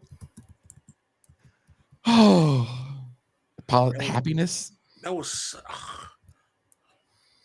the prisoners, the intellectuals were in prison breaking rocks. Man, I can't wade in the water. Politics and enjoyment.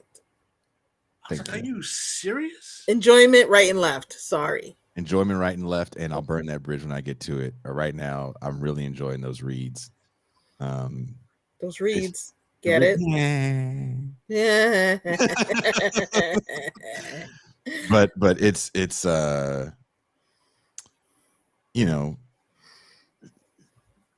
that conversation to me was kind of mind-blowing because they're holding on so tightly to what they, especially Barbara Smith, what she created and what it's become, right?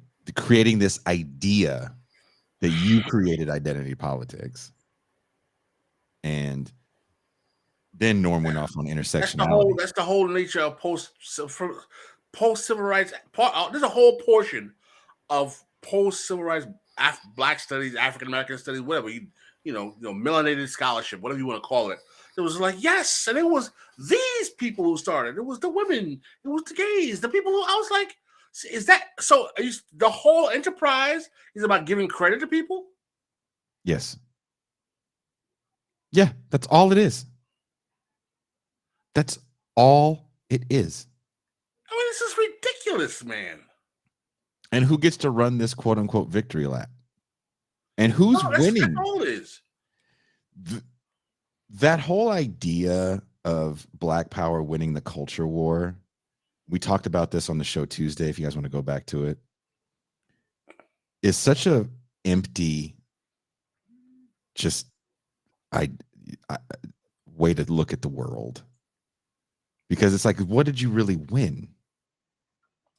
I mean, Jason, we've had our disagreements in this. Well, we have our disagreements. I think you might think I'm a little extreme in this.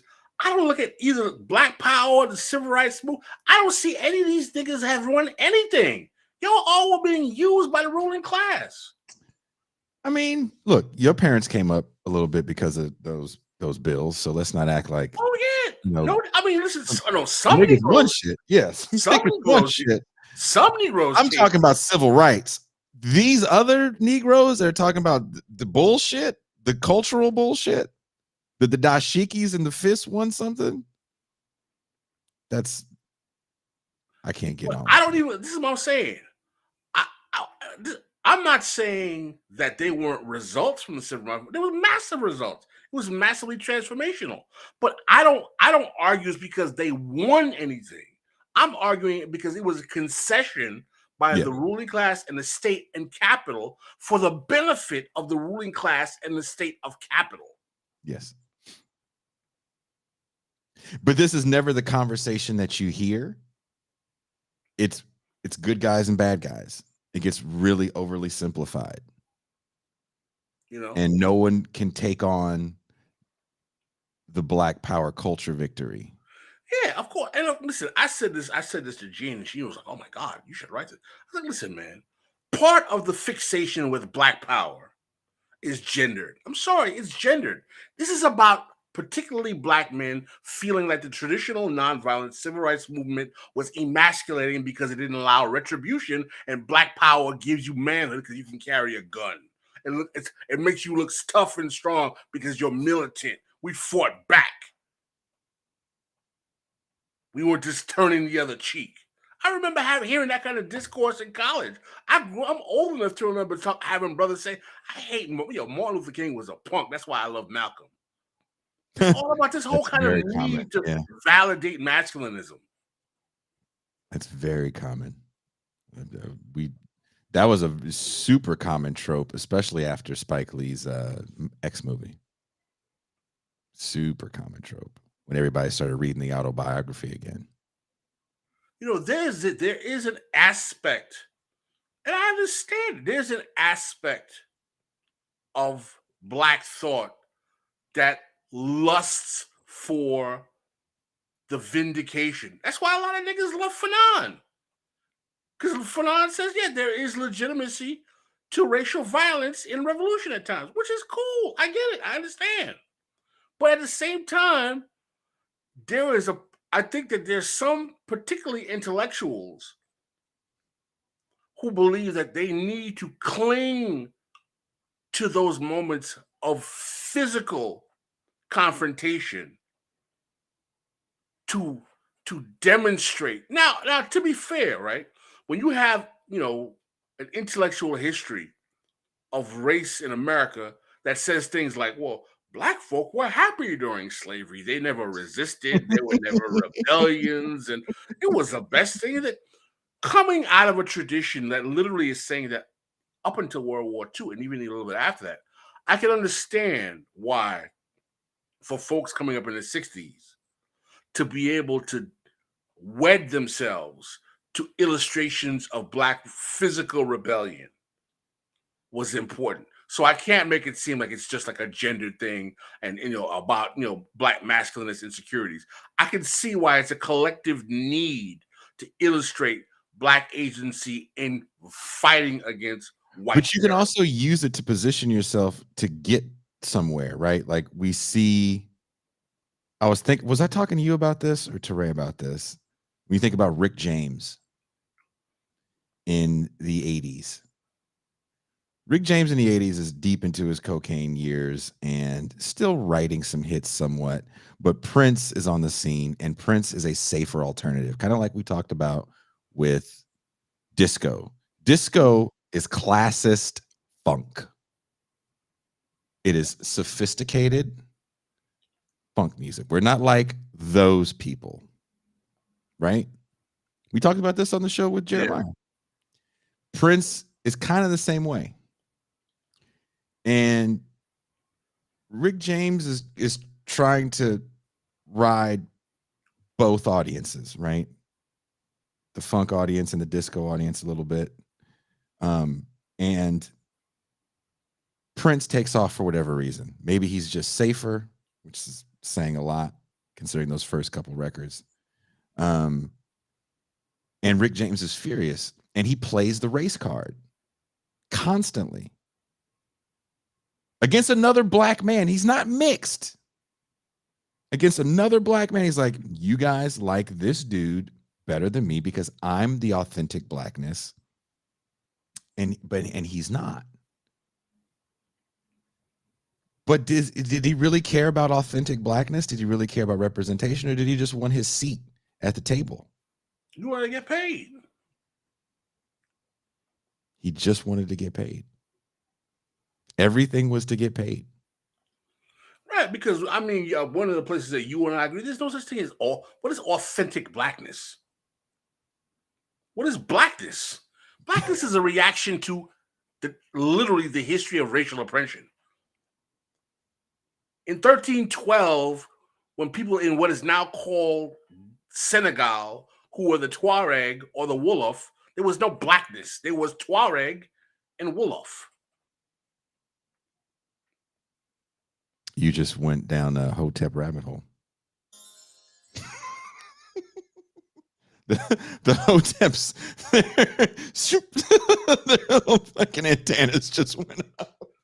I mean, it's true. Blackness is a reaction to the oppression of post-transatlantic slave trade, African diasporic life. It's a fact.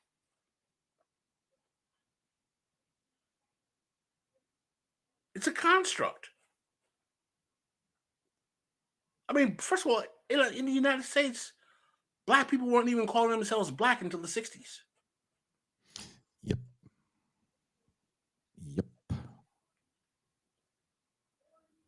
You know? I mean, listen. I tell people, but do you think they get mad when you call out? But let me ask you this: do you think people get mad when you? Because again, the whole piece is kind of about there's a performative nature to a lot of these things that people are deeming radical. And there's a performative radicalness. And well, let me say something. Can I be really candid with you? I'll be real talk with you. Can I be real candid with you? Bam. Do you know why? I mean, a lot of people's like, yo, Pascal White, yo, man. And I'm not saying this in any kind of sense of pride. All of this shit started in Haiti, bro. All of these changes that Black people are going through intellectually about Blackness, Black identity, the need to seem confronted. Me and Paul McComb talk about this all this time. All of these psychological stripes that you see Black people going through in America in the 20th century, this is all evident in 19th century Haitian literature. This is all. That's why I enjoyed having Chelsea Stieber on. All of this stuff. If you read that book, the whole posturing against France. You read the Haitian Constitution. It's about needing to validate Black militancy in the face of white oppression. The whole Haitian political project is about validating Black identity in the face of white oppression. It's purely reactive. And one of the consequences of having a purely reactive political project is that it doesn't allow you to forecast what happens when the traditional oppressive structures change their forms of oppression to a point where they may not even seem oppressive, even though they still are. Wait, say that again? I kind of got confused on the last thing. In other words, if you are setting up a political project that is based on reaction to oppression, mm-hmm. What happens when the oppressive force changes when you can't even recognize if you're being oppressed anymore? Gotcha.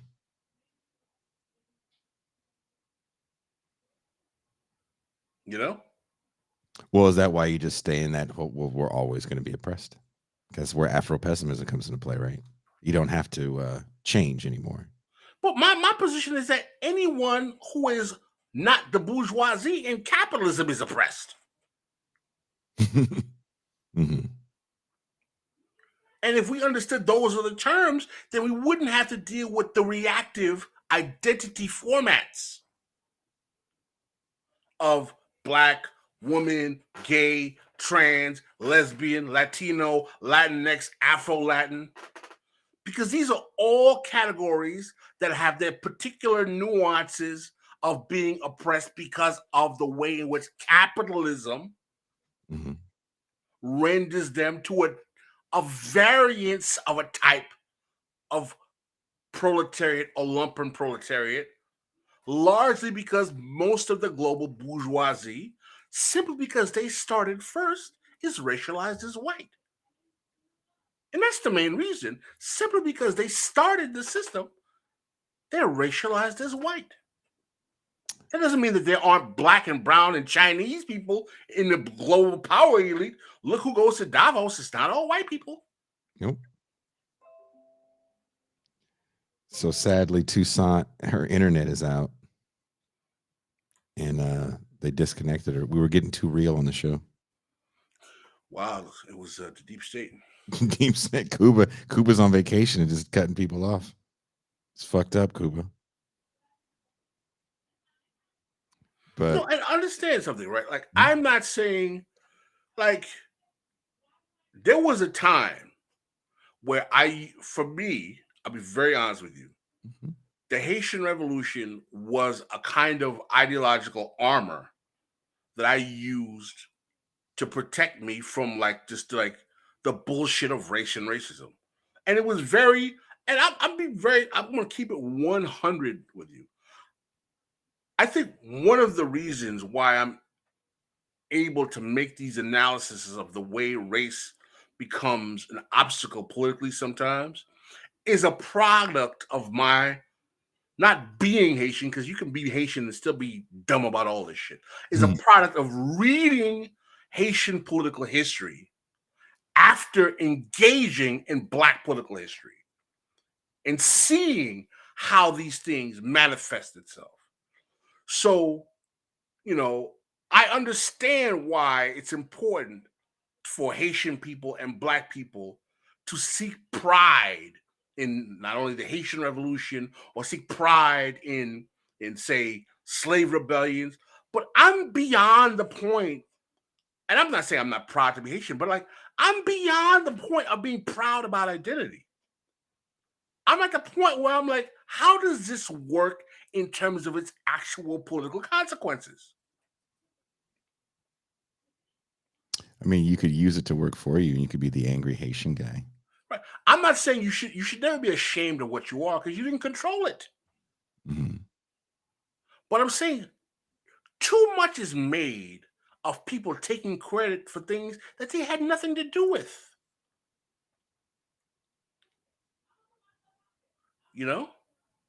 So I think that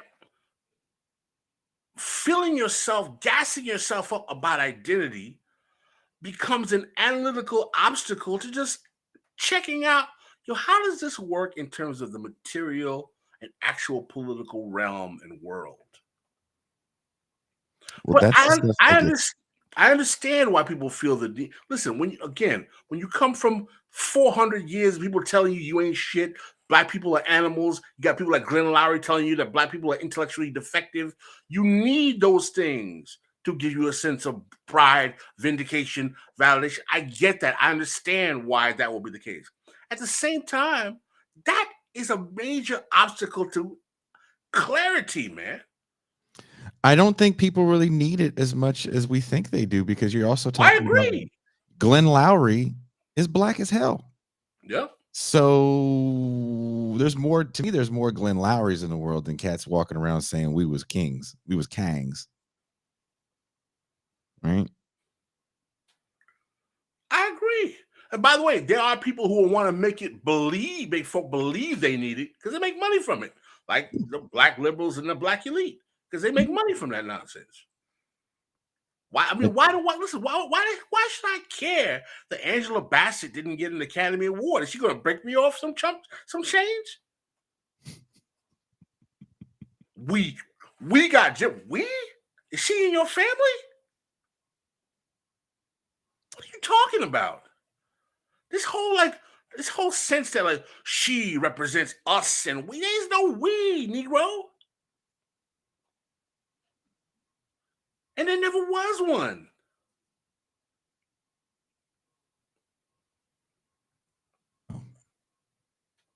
Well, that's the problem.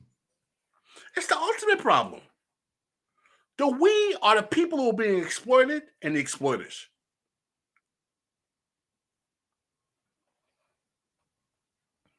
Well, again, how do you combat that in a moment where everyone's going to wear identity again as a billboard, an easier billboard than something like MAGA communism? And by the way, this doesn't even go for Black folk. This goes with the, it's St. Patrick's Day. Love me, I'm Irish. I shout out to the Italians, my boy. You know what I'm saying? I've got to wear my Star of David tattoo right here, homeboy. Come on, man. You are celebrating something that you had nothing to do with choosing. Kushlik says, did Jason see a way out of the panopticon of freakish spectacle that is the online political space? That's just media in general, right? Even the last two presidential elections have been somewhat kind of an insane spectacle, right?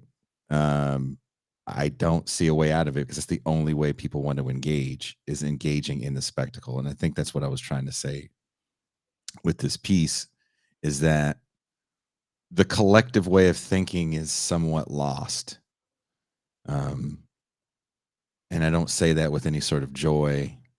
And I don't say that with any sort of like old man, my days were better, because I didn't really live in a time where collective thinking was all that wonderful either. So, but I just don't think people can see outside of the spectacle. I don't think it has a revolutionary capacity. I think that was the board wrote that in the time where maybe that could happen. There was a revolutionary capacity of spectacle. I just don't think it's there anymore. There's a marketing capacity for spectacle, and we can fool ourselves into thinking that the marketing capacity is revolutionary, and we can fool ourselves into thinking that the online space is solidarity. It is to a certain degree, but it's not as well. Well, I think that one thing we have to be honest, Jason, is that it takes a lot of political education to get to the point of the conversation that we're right now. We have invested, both of us, a lot of time in our own political education. Yeah. Shout out to the people who gave us that political education. But at the same time, it takes a lot, because there's so much that impels people to invest in these identities that, again, they had nothing to do with choosing. Remember, I showed you a young woman on Instagram who is biracial and Jewish. I watched this woman's Instagram. I was like, oh my God. I watched that, and I sent it to Jayla, and I said, if anyone ever shares it, if your mom shares this with you, you immediately, you tell her to text dad so I can yell at her. I was like, because this is nonsense, and please don't you ever, a woman who is a PhD graduate student in Africana studies, her whole mantra is about, I'm here to tell you how to, as a biracial Jewish woman, express the different types of Jewish identity. I mean, it's all identity politics, blah, blah, blah. No discussion of class, capital, material oppression, nothing. Identity. I was like, yo, this is, it's like, talk about that was the video you sent me where she was like, what did she say about being black? Like black people were nice to her because she's like half something else. I was like, talk about taking the tragic. Oh, you're talking about the Jewish woman. No, yeah. With the other one you sent me, the Asian black one. The Latino black woman talking about. Oh, she was Latino black? Yeah. Who did the poem. Yeah. The poem talking about. It was the black kids who were nice to me the most in school. I was like, miss, you're like 35 years old. You're still getting over elementary school trauma? Are you joking me? Yeah. It was on par to me with all the geniuses are in prison. Yeah, all of this. My identity. I'm a woman, gay. These are terrains. But let's be, again, this is kind of what the piece is about.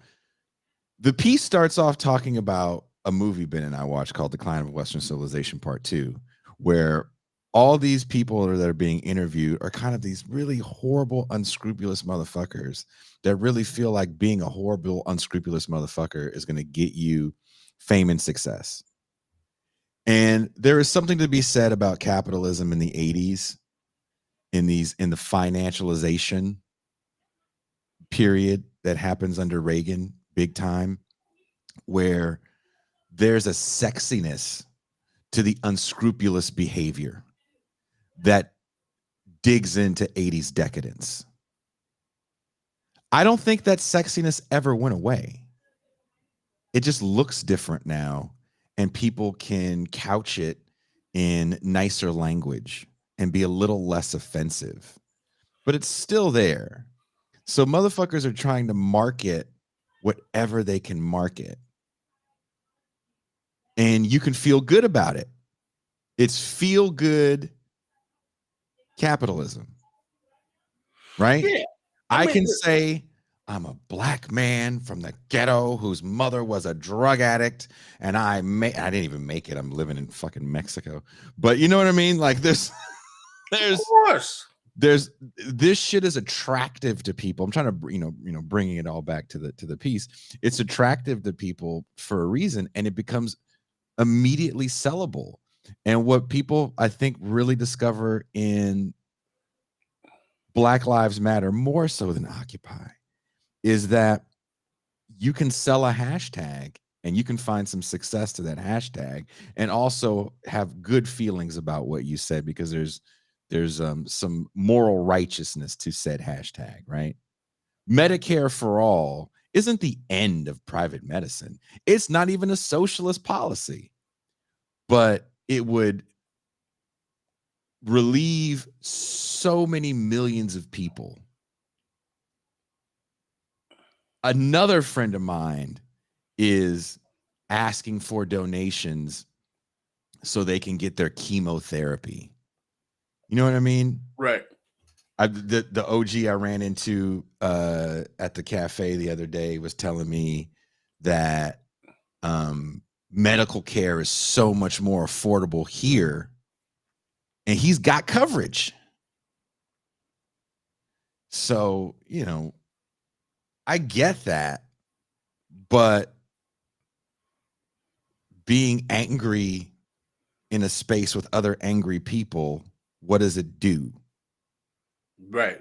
I mean, listen, I want to make a very important clarity here. I'm not saying that people are not oppressed or exploited because of their identities. Yes, there are women that, not all, but there are women who are exploited because of their gender. There are people who are exploited because of their sexual orientation. There are clearly people who are exploited because they are Black, Latino, Asian. There are. But you are exploited to benefit a system that extracts resources called capitalism. And your exploitation is rooted in causing your subsection identity to be placed at a specific part of the hierarchy to the benefit of the elites in capitalism. In other words, your identity is secondary to the economic system that maintains the oppression. If you focus on fighting the economic system as opposed to your identity, it would expedite the alleviation of the oppression. Mm-hmm.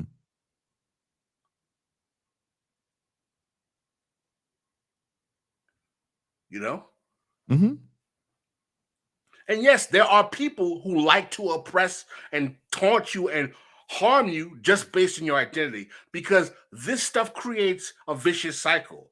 Yes, it was all started because of capitalism, but yeah, there are people who will hate you just because you're a woman. Yes, there are people who will hate you because you're a Black. Yes, there are people who hate you because you're a Jew. But again, the origins of this contempt is about extraction. There's a material consequence. There's a material correlation between anti-Semitism and the way Jews were placed in European societies in terms of their role in finance and business because of discrimination. The exploitation of women is a product of the way in which, in the political economy of family structure, they are owned because they produce capital, which is children.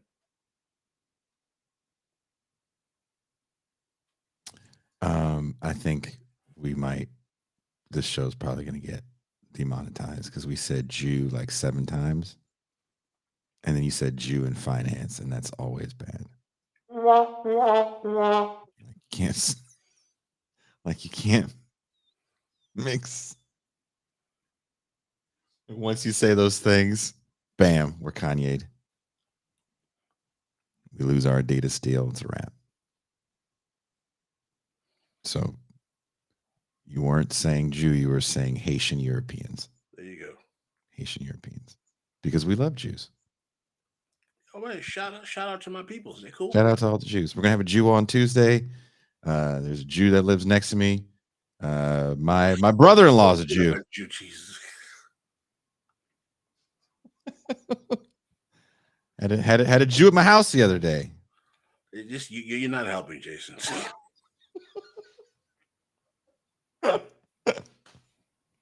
Some of my best friends. Oh my God! Stop.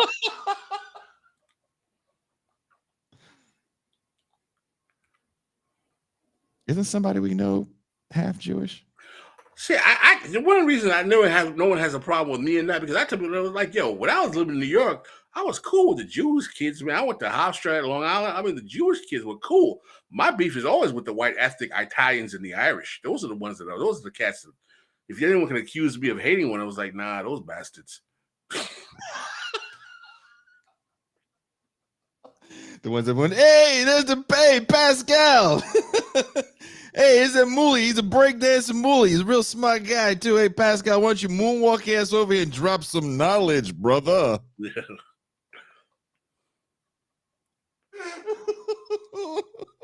I mean, it was St. Patrick's Day yesterday. I was like, all I could think about is Boston Irish cops. So I was like, I was like, whatever. It was St. Patrick's Day here in Mexico, and no one knew, and it was beautiful. I mean, not to disrespect the St. Patrick's Day or whatever, cool. Disrespect it, it's fine. But I'm just saying, like, yo. I've yet to meet an Irish person in the States that's like, oh yeah, I love this day.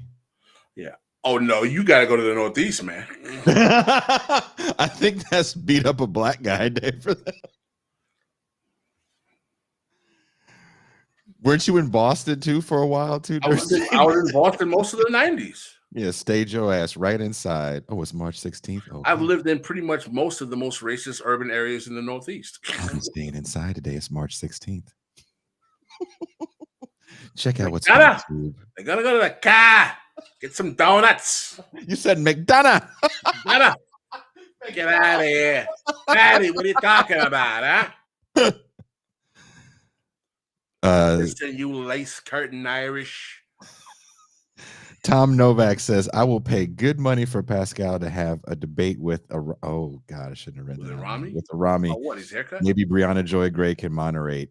Again, that's kind of what my whole article is against, is that type of, pro wrestling kind of, thank you for the super chat, but we don't really want to have these pro wrestling style fight. It's not like those guys are going to say anything and the other one goes, you got a good point there. I mean, debate what? His haircut? What? I mean, it's fucked up. It's fucked up. Man. I mean, I know Rami, and Rami's cool. He's just, He might not be by a barber. I've known Rami for a long time. I disagree. He's got very typical, post kind of East Coast race reductionist politics. I'm not interested. Well, there you go, and that's why we won't be having that debate, because it's just worthless. It's just worthless. It is just worthless. Well, Toussaint disappeared, and I'm sad because her internet is out. Toussaint, between her prepaid phone and whatever the hell kind of internet she has, y'all can't say shit about me living in a developing nation, because Jesus Christ.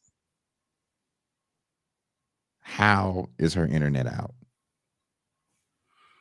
She lives in the wrong part of New York City. New York, where the Wi-Fi is trash and the white ethnics will. Rami has taken a turn into eugenics. You think that's surprising? I don't if you know. Believe race is real, why is it shocking that it goes to eugenics? I don't know. You're reading the chat, That's bad. That's bad, dude. Yeah. Don't do that. Someone thinks that the plug got pulled on MT when we started saying Haitian Europeans. Could be some truth. Could be some truth to that. What are you trying to do? Because MT's in New York, the Haitian Europeans got it. Oh, they got her with their Haitian European ball caps. They came over there and just unplugged her.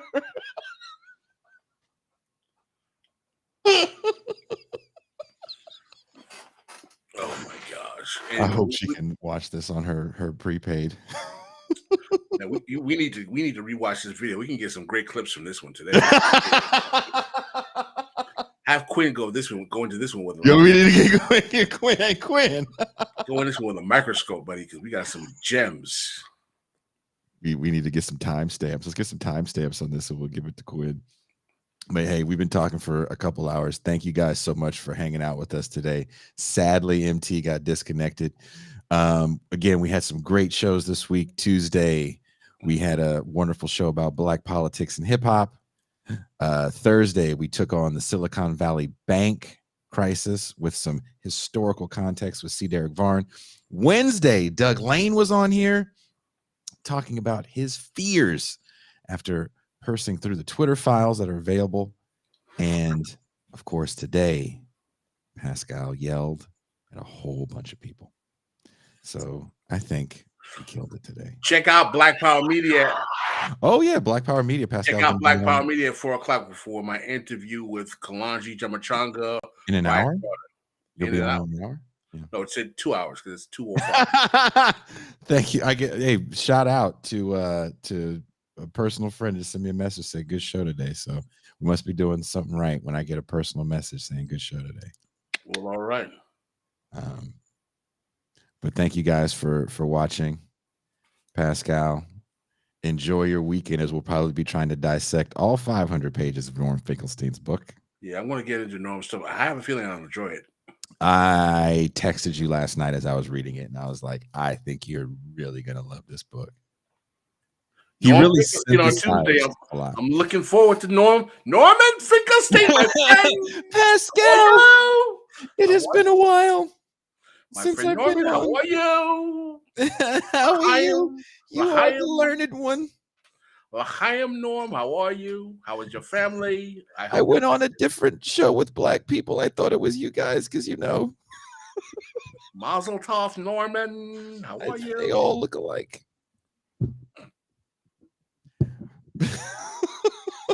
I hope Norm isn't watching this right now. Thank you guys so much for hanging out with us. And we are